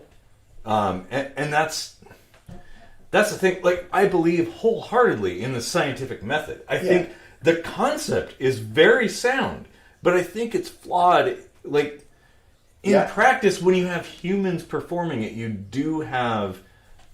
I'd recommend the book Bad Science by the author, I can't remember. But I have the book downstairs if I want to pick it up. Somebody look it up. Yeah. Like, it's not without its flaws. So... I mean, nothing is, but... Yeah, but the idea that, like, just because something... built-in checks and balances in government... are nowhere near as good as the checks and balances that exist in science. Because I agree. I totally agree on that. Yeah, but they're still not like perfect. Like, if you fake data, you're done. Well, after a few years, just wait for the headlines to come out. That's the thing. Is like somebody releases a study, and the headlines go out like study claims X. And, like, everybody believes it. And it's so hard to undo the damage caused by that headline. But sometimes that headline is fucking Jenny McCarthy. And that's... vaccines cause autism, and then everyone thinks that's fucking true. And that's the problem with the way we absorb information. Like, critical thinking. Yeah. It's a skill you should learn. Like, seriously. Like, I get that I get that there's an appeal to authority, and Jenny McCarthy, for some reason, has a PhD in Google or whatever. Well, I did that whole minute microscopy about. Yeah. I get that there's like the boy who cried wolf situation for the black community, where they're like, hey, Tuskegee, like, I don't want to trust this. But it's like, critical thinking would apply the fact that this pandemic affects the whole goddamn world. Like, not just black people. So how it's not a targeted experiment. I agree. But the thing is, like, we were talking about the truth earlier. Like, how do you differentiate between fact and fiction? Well, how do you know the difference? Like, when there's expert A and expert B telling you conflicting things, how do you know who's correct? Like, well, that's the scientific method, right? Yeah. Like, the majority. Yes. Like, it always comes down to, like, not majority. Yeah, majority. No, it's scientific method is the core of that. But the scientific method plays into majority, because consensus doesn't make something correct. No. Okay. The scientific method involves repeating the experiment. Yes. If more people repeat the experiment and get the same result, the chances that it is the truth are believable. They increase. Because, yes, sometimes under the most scrutiny, you might never find it, and you'll get a different result. But if the majority of the time, the answer remains the same, the scientific method says that's the truth. Well, and it's a probabilistic thing. Like, the more times you conduct the experiment and it succeeds or fails, there's probably like a million comments. The closer you get towards the truth. I'm a firm believer in that, and I think this is like really important. Well, it's like I'm stoked about the vaccine. I can't wait to get it. And there's people, like, I work in this field, right? Mm-hmm. Like, I work in the COVID-19 field right now, and there's people I work with that are skeptical of it, and I'm like, I don't think there's nothing wrong with being skeptical, but it's not a switch that you flip. Yeah, it's something that's a grade. That's the critical thing. Like, skepticism is not black or white. It's not on or off. It's something that you're like, something doesn't add up here. I'm going to dig in. I'm going to learn some things. Know your enemy, basically. Like, try to understand things, especially if you're skeptical of it. There's nothing wrong with asking questions. In fact, that's a very important thing about the scientific method. Asking questions, challenging things, testing and retesting. It's very, very important. Because ultimately the goal is the truth. Like, whatever some true reality is. Oh, somebody said follow the money, so we've got to address that, right? Sure, that's a thing, because research and development, R&D, is really, really expensive. Yes. And businesses are a thing, right? Mm-hmm. So you've got to, like, pay your people and keep the doors open and stuff like that.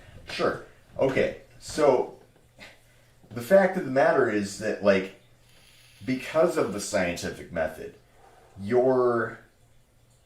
whatever your hypothesis was, you're gambling, right? Mm-hmm. You're like, this is what I think. I'm going to try to prove it wrong. That's the whole scientific method philosophy, right? In a vacuum, like without any external influences. Yeah, and if you fail to prove it wrong, boom, you can assume that's probably the right direction. Right? Sure. Maybe not the truth, but it's the right direction. Let's say that. Yeah. So, getting to that point, and then all the regulations on top of that provide a safety blanket for the layperson to think, okay, this is safe, this is effective. Mm-hmm. You know, and that is a necessary some step. I might argue they're a little too heavy-handed. Like, maybe they might get in the way sometimes of progress. I agree, but what we see now, situations where they say, hey, we're going to lift that heavy hand, and then all of a sudden people believe in it and say, wait, this came out too fast. I don't believe in it anymore. Well, and that you do actually raise a really good point. Yeah, that isn't often considered. Yeah. Yeah. But then, by the same token, it's like, well, are those control measures actually necessary? If we can lift the restrictions in this situation, why not always? Why not just fast track everything? It comes down to urgency. Because, let's say there's a disease that takes 50 years to kill you. Is there a reason to forego all those regulations and get something now? Well, that's a good point. Yeah. I mean, maybe for a few people that are on the end stage of that. Well, those people... The needs of the many outweigh the needs of the few. Ooh, I would not want to stack up people's lives like checkers. Well, no, it's a shitty situation to be in, sure. But, when it comes down to it, would you rather kill one person or 10? Well... that's the whole trolley dilemma, I'd rather kill nobody, honestly. Of course, everyone would, but this is the reason orphan indications, which basically means rare diseases, right? Yeah. Rare diseases tend to be ignored because, not just because there's no money in it, but because there's small numbers. It's a numbers game. Yeah. Right? We've got 6.5 billion people or whatever to try to keep alive. Yeah. And there might be 10 people that have something, and that of course they matter. All lives matter. True, but right? How much resource That's a whole do you other want to? How much of your limited resources do you want to expend on solving this particular problem? I get it. Exactly. But the thing is, is it possible that if you're being funded by a particular group with a particular agenda, that you might have an inclination to fudge the numbers in this group's favor, even if you're a scientist? Yes. Because your job is on the line. That's the thing. Yes, but your job is still on the line fudging those numbers, because when somebody invariably repeats that experiment and they don't get the same numbers, and then somebody else does the same, and the majority says, hey, something's fishy here, you're still out of a job. But the thing is, right? In the here and now, how long does it take for somebody, and at what point do they endeavor to repeat your experiments to test? I mean, it's a chess game. So it's so is this particular pandemic going to be my windfall that I can retire on? Or do I need to look forward and be I really got to play the long game and keep my integrity? That's kind of what I'm getting at, is I think there's room for investigating alternative viewpoints and not dismissing them necessarily, because we've got a lot of comments. I mean we should probably address the comments. There's definitely a lot. We could go into the scientific method and its ups and downs and stuff. Same here. We could literally go for another 2 hours and 11 minutes on science in general. We gotta let people get to bed at some point. But, it is Friday, so whatever. New Year's and all this stuff. We could stay up for a bit. 2020. It's only a number. Mm-hmm. Here's the thing. Actually, before I go into the comments, talking about years and New Year and is it significant and stuff. It's the size of the window you're looking through. Well, where does the Earth's orbit begin and end? The Earth is formed from a disk of dust and rocks, billions of years ago, and it congealed into this planet. Why do we make a big deal out of? It's an imperfect sphere. It's an imperfect orbit. Maybe a year should be whenever it comes back to the same exact point in space. But it doesn't. That's the whole thing. Yeah. Eventually the it solar might, system is drifting. The galaxy is flying. Like we're moving very, very fast. It's like a spiral. You know, like No, we're we're never only in the same 6,000 place. years old. Ooh, let's not get into that. Let's go into the comments here because I think there's quite a few. At this point, we'll just have to pick and choose. Like, There's a comment. I use ivermectin to deworm my horses. oh, interesting. So it's got an effect of driving something out, but that something isn't necessarily something that can affect DNA or RNA. Whereas viruses operate a little differently. Yeah. But that doesn't negate the ability either. We have another comment. Ivermectin was identified by a team of doctors who were looking at our existing drug catalog. I mean, that is a good idea. I mean, that's how we stumbled on hydroxychloroquine. Somebody was like, this might work. And then we tried it, and it didn't really. But, at least we tried it, right? Well, and we should. Yeah. Honestly. And nobody had any financial gain from that. Yeah. No substantial financial gain from that, right? Mm-hmm. And we still looked at it. And because as I see it, it shouldn't be a financial thing. It's a humanitarian, like an altruistic kind of thing. Yeah. I mean, mean, here's a problem, I want to solve it. If I make a profit, yes, that would be nice. In a perfect world, I mean, nature doesn't require currency. Yeah. You can exist as a species that is sentient and never, ever expect something in return for something that you do for another person. Well, and as it turns out, the more intelligent you get, the more reciprocation you expect for exchange. Is that intelligence, though? Well, and is that synonymous with intelligence, or is that? Well, no, I think it's just correlation causation, correlation kind of thing. But it does drive innovation.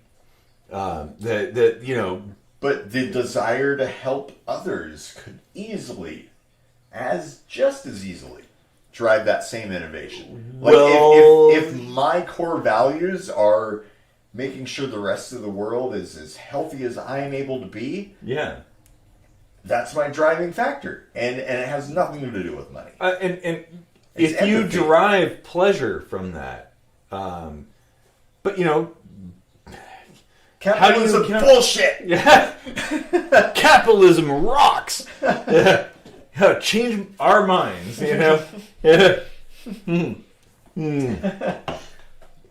Oh man! Oh, that should be its own episode. Oh dang! Yeah, seriously, we could go off on a tangent there. Shit. Yeah.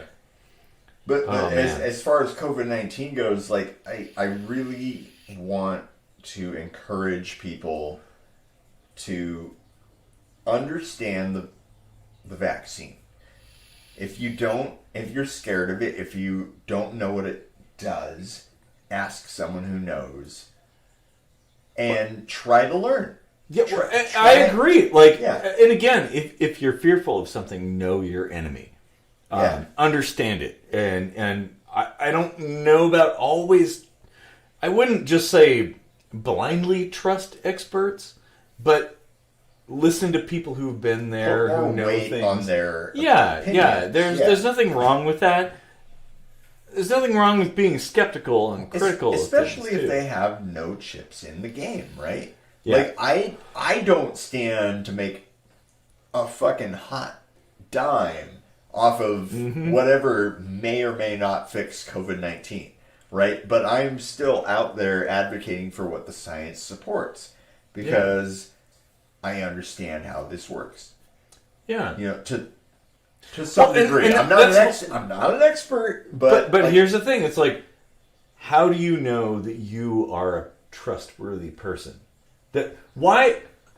Convince me why I should trust you. And that's the thing that other people out there would ask. I have an understanding of a particular set of knowledge, let's say. Yeah. That you may not have the same level of understanding of it. Mm-hmm. And all of that plays into my understanding of how this is going to work. I think this actually comes back to, this goes full circle back to friendship and stuff like that. The bros. Like, when you say something with conviction, like, I trust what you have to say. Because I know you. Yeah. Like, I don't know any of these doctors on TV claiming one thing or that's another. a natural thing, right? Yeah. Bros or not, if a car salesman says, well, I think this gets pretty good gas mileage. Would I lie to you? Yeah. You know? Are you convinced that it gets good gas mileage? Or if he's like, dude, this is like, I drove this thing and I never had to gas it up. You know, like, if he said it like that, you would believe him, right? Well, even if, I no would matter be more how fantastical it is. I'd be more inclined to believe him if I knew the person, though. That's the thing. I mean, that's a thing Or if you too. present evidence. Like, give me the data and let me judge for myself. And, yeah. Oh, man. The comments are... Oh, we got some comments now. Okay. Let's see. I opened a can of worms. Fuck Jenny McCarthy. Yeah. Same person that said follow the money. So Jenny McCarthy hasn't been, like, relevant in any particular sense in 20 years, except for the fucking vaccine autism thing. Go back to my minute microscopy on celebrities. Yeah, and why we even give them appeal to authority fallacy. Like, why do you put so much stock in what somebody who's just quote unquote famous says? Yeah, like I why said, does being famous make you a fucking expert in like everything immunology? else? You play football real well, but you know apparently now you're some kind of doctor. You know, like I don't get it. Don't trust those fucktards. You know, if you have to.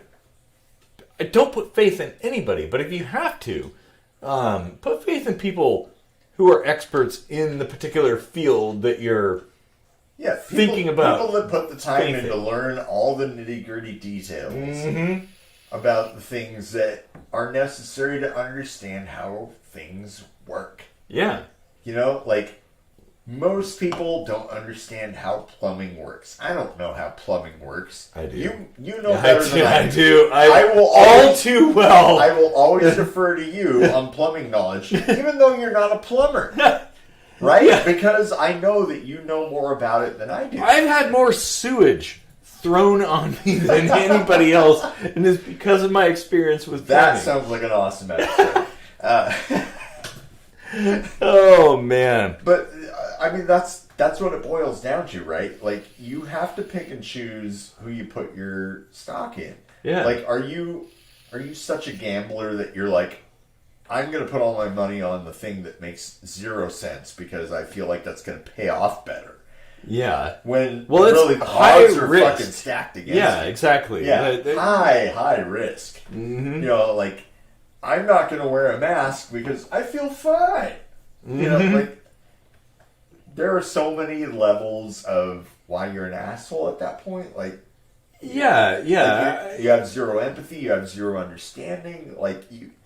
Well, like I said, you know your enemy. Like, understand the things you're up against.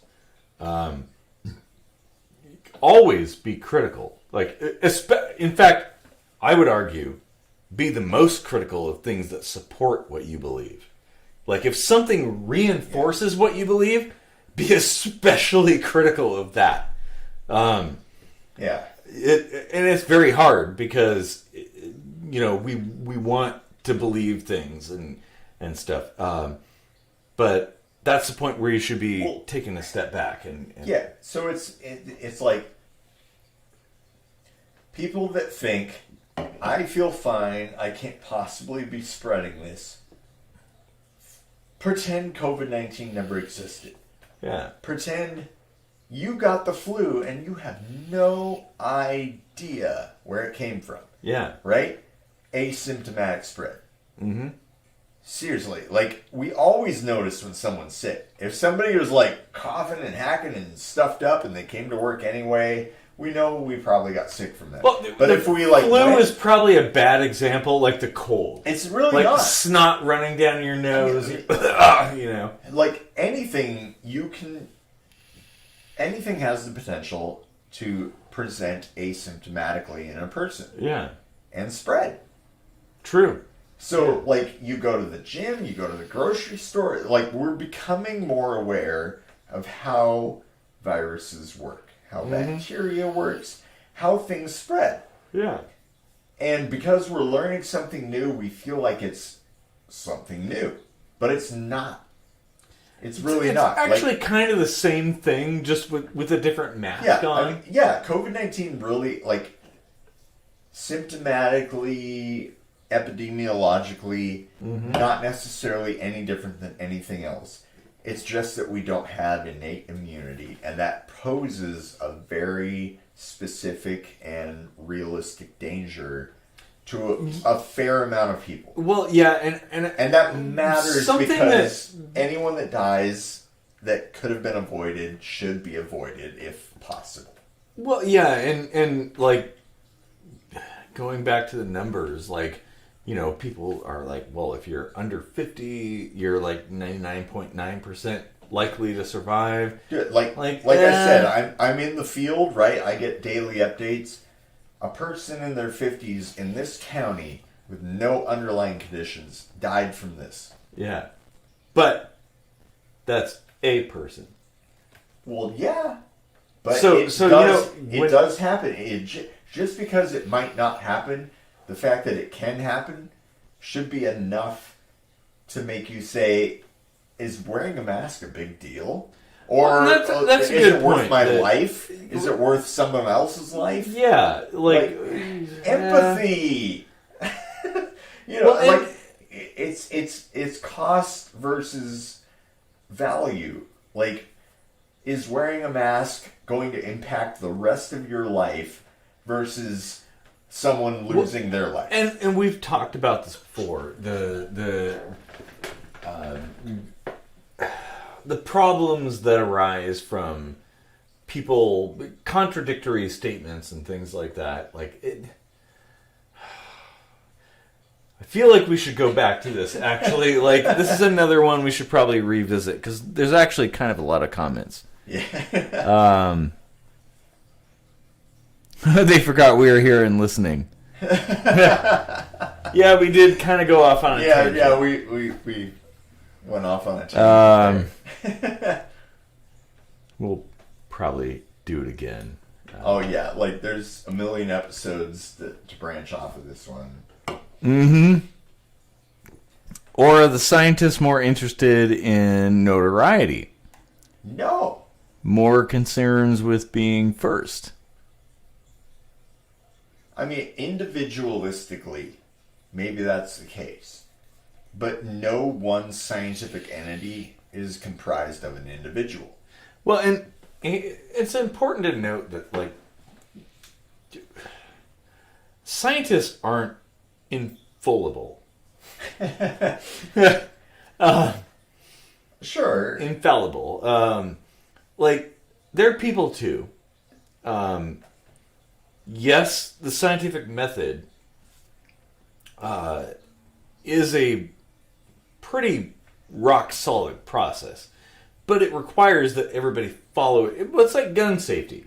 It's very simple. Like, nobody will ever get inadvertently shot with guns if everybody follows gun safety. But you slip up one time and boom, you shoot yourself in the foot. You almost kill like a bunch of kindergartners. One of the forefathers, James Madison, said it best: if men were angels, they would require no governance. Yeah. You know, that's a paraphrase, but like it captures the essence of the message, right? Like, yeah, if everyone did everything right, we wouldn't have to worry about certain things. Rules and stuff like that. But we do, because people are infallible. Yeah. Or fallible. Infallible. Fallible. Yeah. Well, and that's the thing. It's like, the scientific method is bulletproof if you follow it. If enough people follow it. Well, yeah. If 2 people follow it, no, it's not bulletproof. Yeah, it does require like scientists that's to why actually that's follow why that majorities process. matter, right? If only 2 people do something, how do you determine?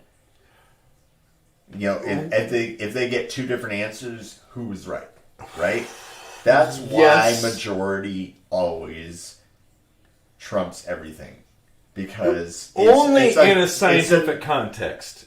Everything's a scientific context. Well, Numbers matter. only when it's following the scientific. Numbers matter. Well, it's only when you're following the scientific Nature follows the scientific method.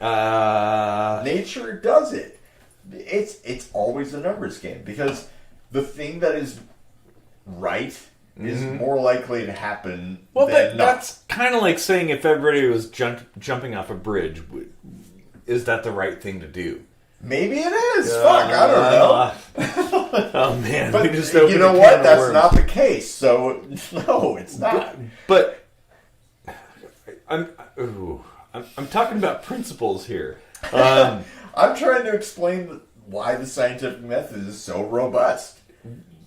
Like, why the majority, which is a portion of the scientific method, is so robust. Yes. Yeah, like your inclination is that voluntarist libertarian philosophy, right? Where you think that the majority is going to automatically be evil.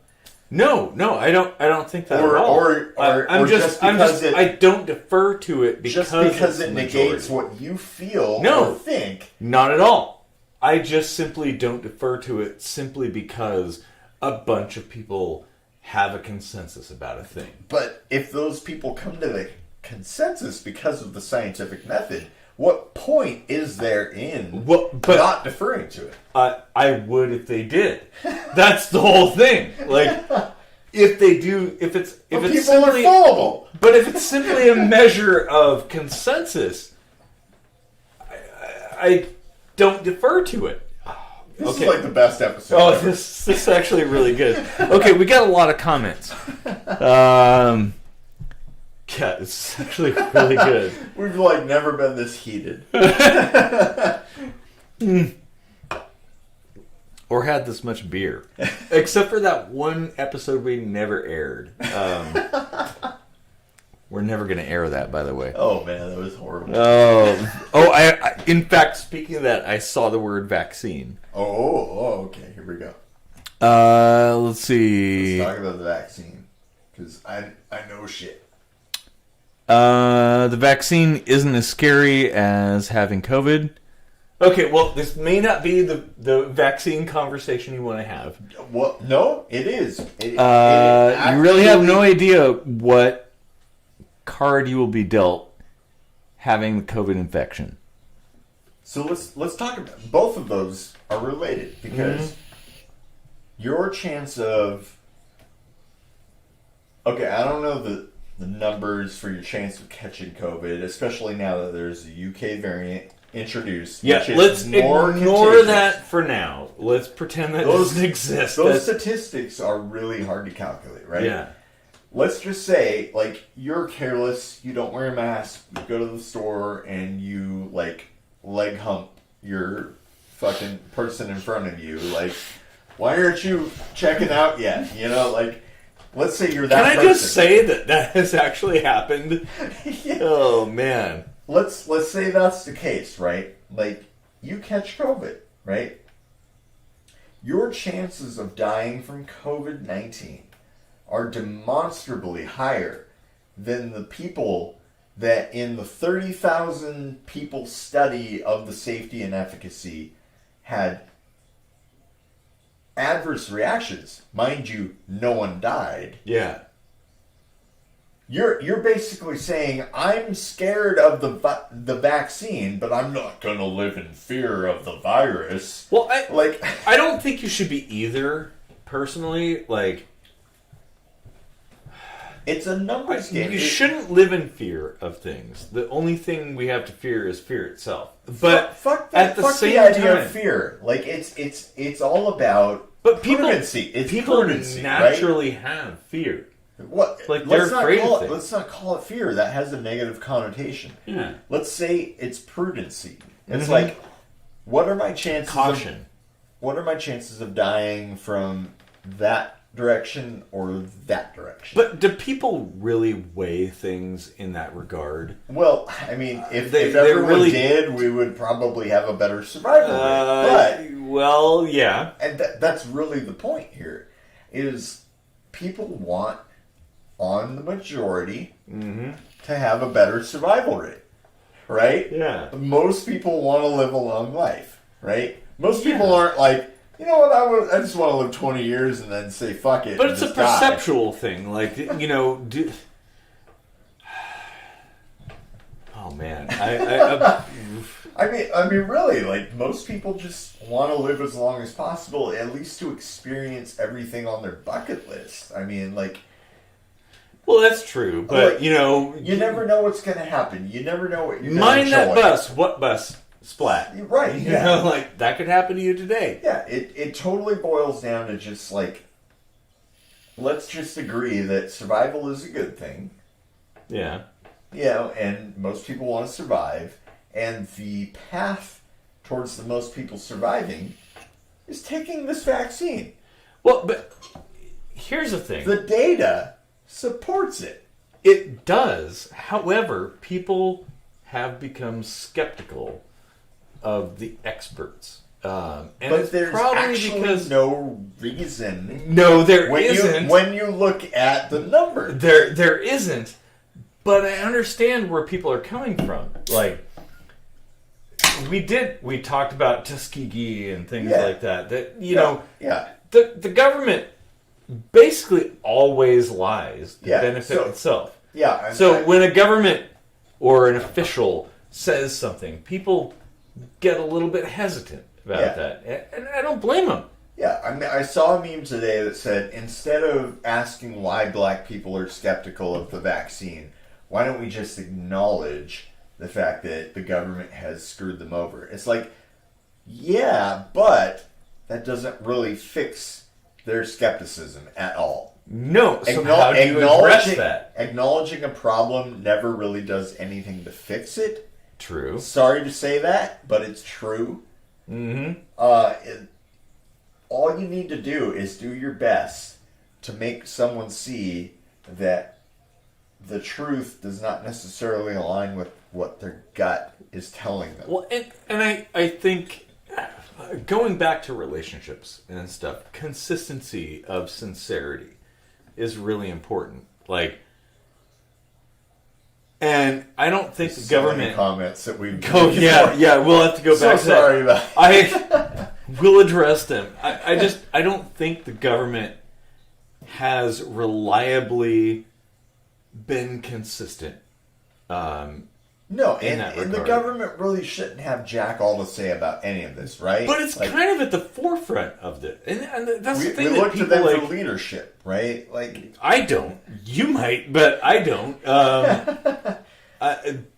Yeah. I mean, it comes down to the majority of people, right? Like, you can't honestly believe that everyone can fend for themselves and survive. No, I don't. That's why we have government, right? Like, we have government to basically... Well, that actually could be its own conversation. Like, there is a safety net created by an entity that says, this is the most likely chance for you to survive. I feel like we should probably make that its own conversation. Because I tend to disagree on a few levels, but we can agree on quite a few things. Yeah. Let's go to the comments, though. Oh, there's new comments. Fuck the government. Okay. Yep. Yes. I don't disagree with that statement. That's actually something we can totally agree on. Yeah. Yeah. The government as it exists, definitely. Fuck that shit. But it doesn't mean that there can't be a government that has the best interest of the public. Well, I don't. It's not angels. Impossible. It's not impossible. Well, and it comes down to a majority. majority of people want to survive. You hire only angels to head your government. Like, maybe you could have a perfect government. I mean, what's the next best thing? Buckets, nothing. Right? Buckets, right? No, nothing. Is it you're an angel or you're not? Or is there some people that are pretty close to angels? Oh, man. Okay, Bernie Sanders?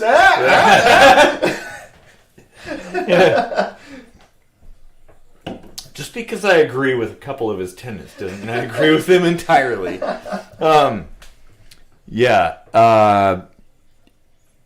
Let's see.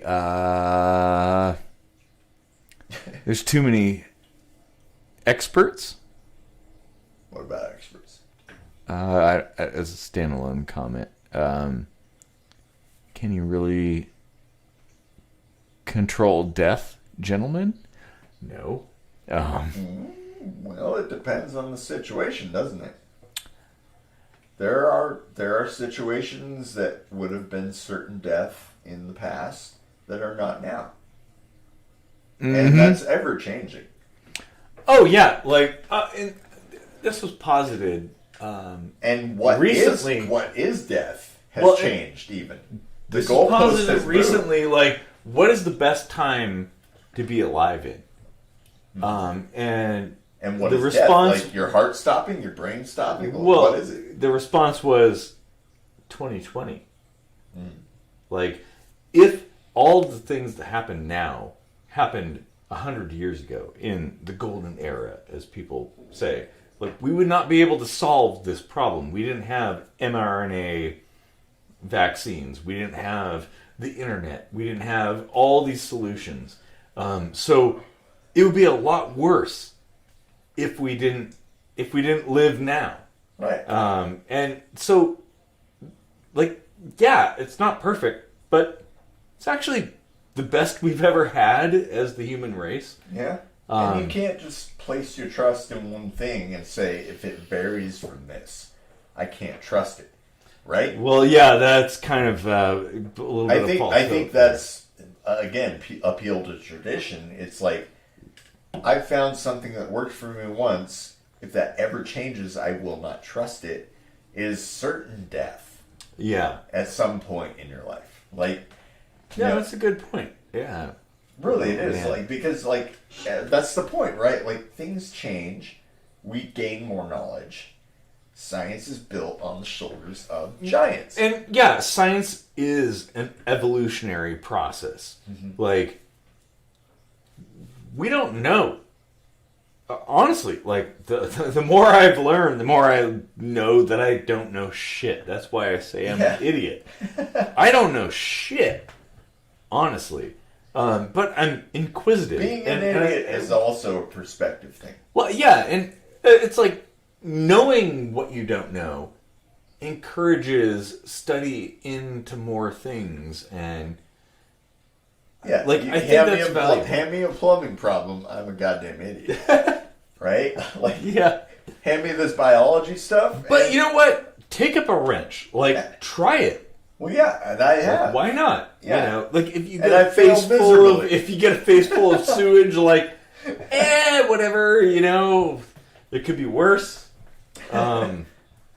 Yeah, and oh man. Okay, so is there? We're like almost like, we're like 3 hours. 3 hours into this almost. Yeah,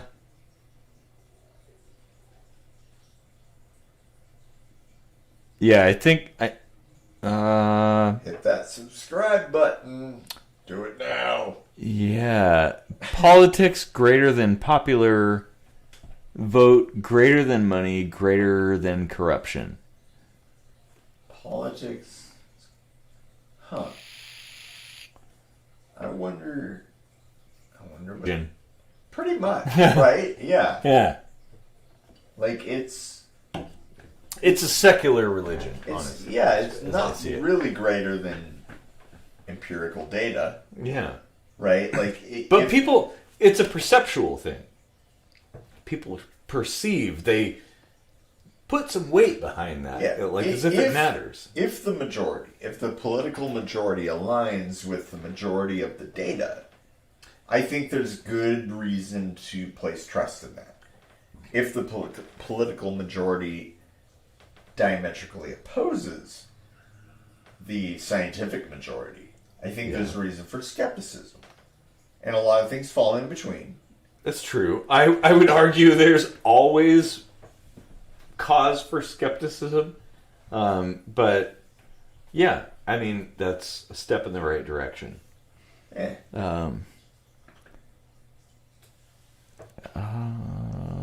Yeah. Okay. Do we need to call it a night? Yeah, I think so. I mean, we're like 2 3/4 hours in. That might be just about all the time we have for tonight. Yeah.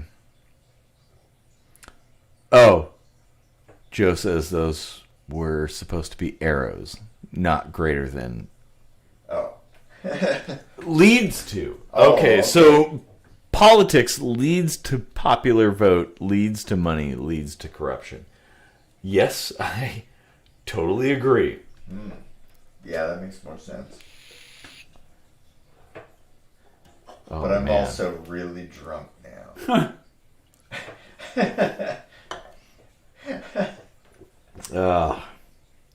Well, at this point, our conversation may digress into nonsense and boxing. And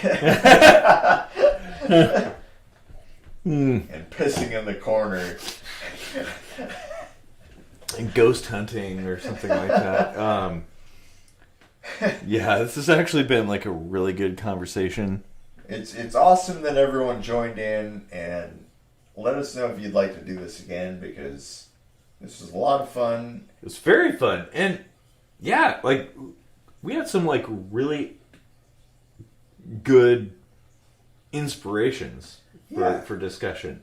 Yeah, I mean, it just goes to show like the core of what this channel is built on is just conversation.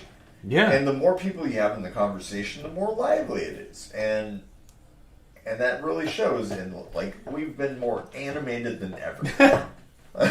Yeah, and beer or not. Exactly. The thing is, like, we disagree on some things. I think that's pretty evident. But I think at the heart of it all, like, we agree on the concepts.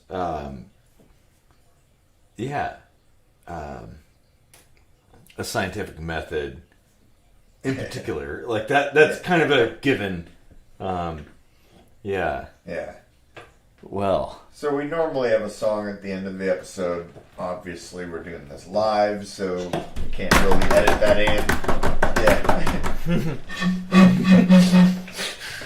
Yeah. We'll make some shit up. You're welcome for the song.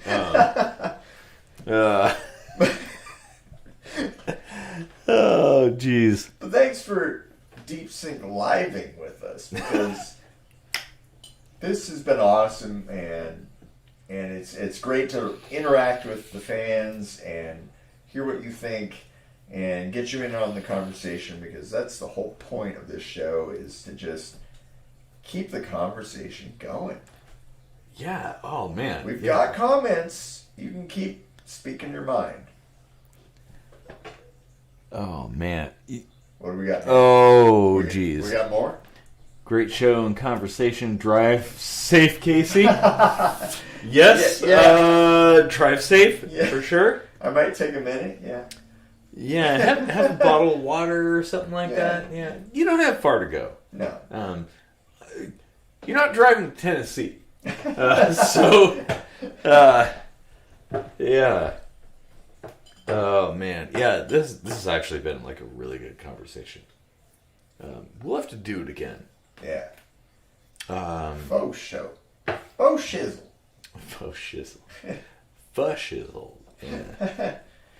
Oh, man. So if you haven't smashed the subscribe button yet, do that now. Because you've stuck it out this far, why not subscribe so you know when we do this next time? Yeah, and thanks for sticking it out with our longest episode ever. watching us get drunk off our asses. Yeah.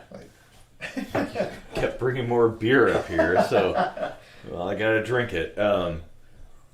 And boy, let me tell you, my bladder is full. Mine too. So time to fix that. Not at the same time.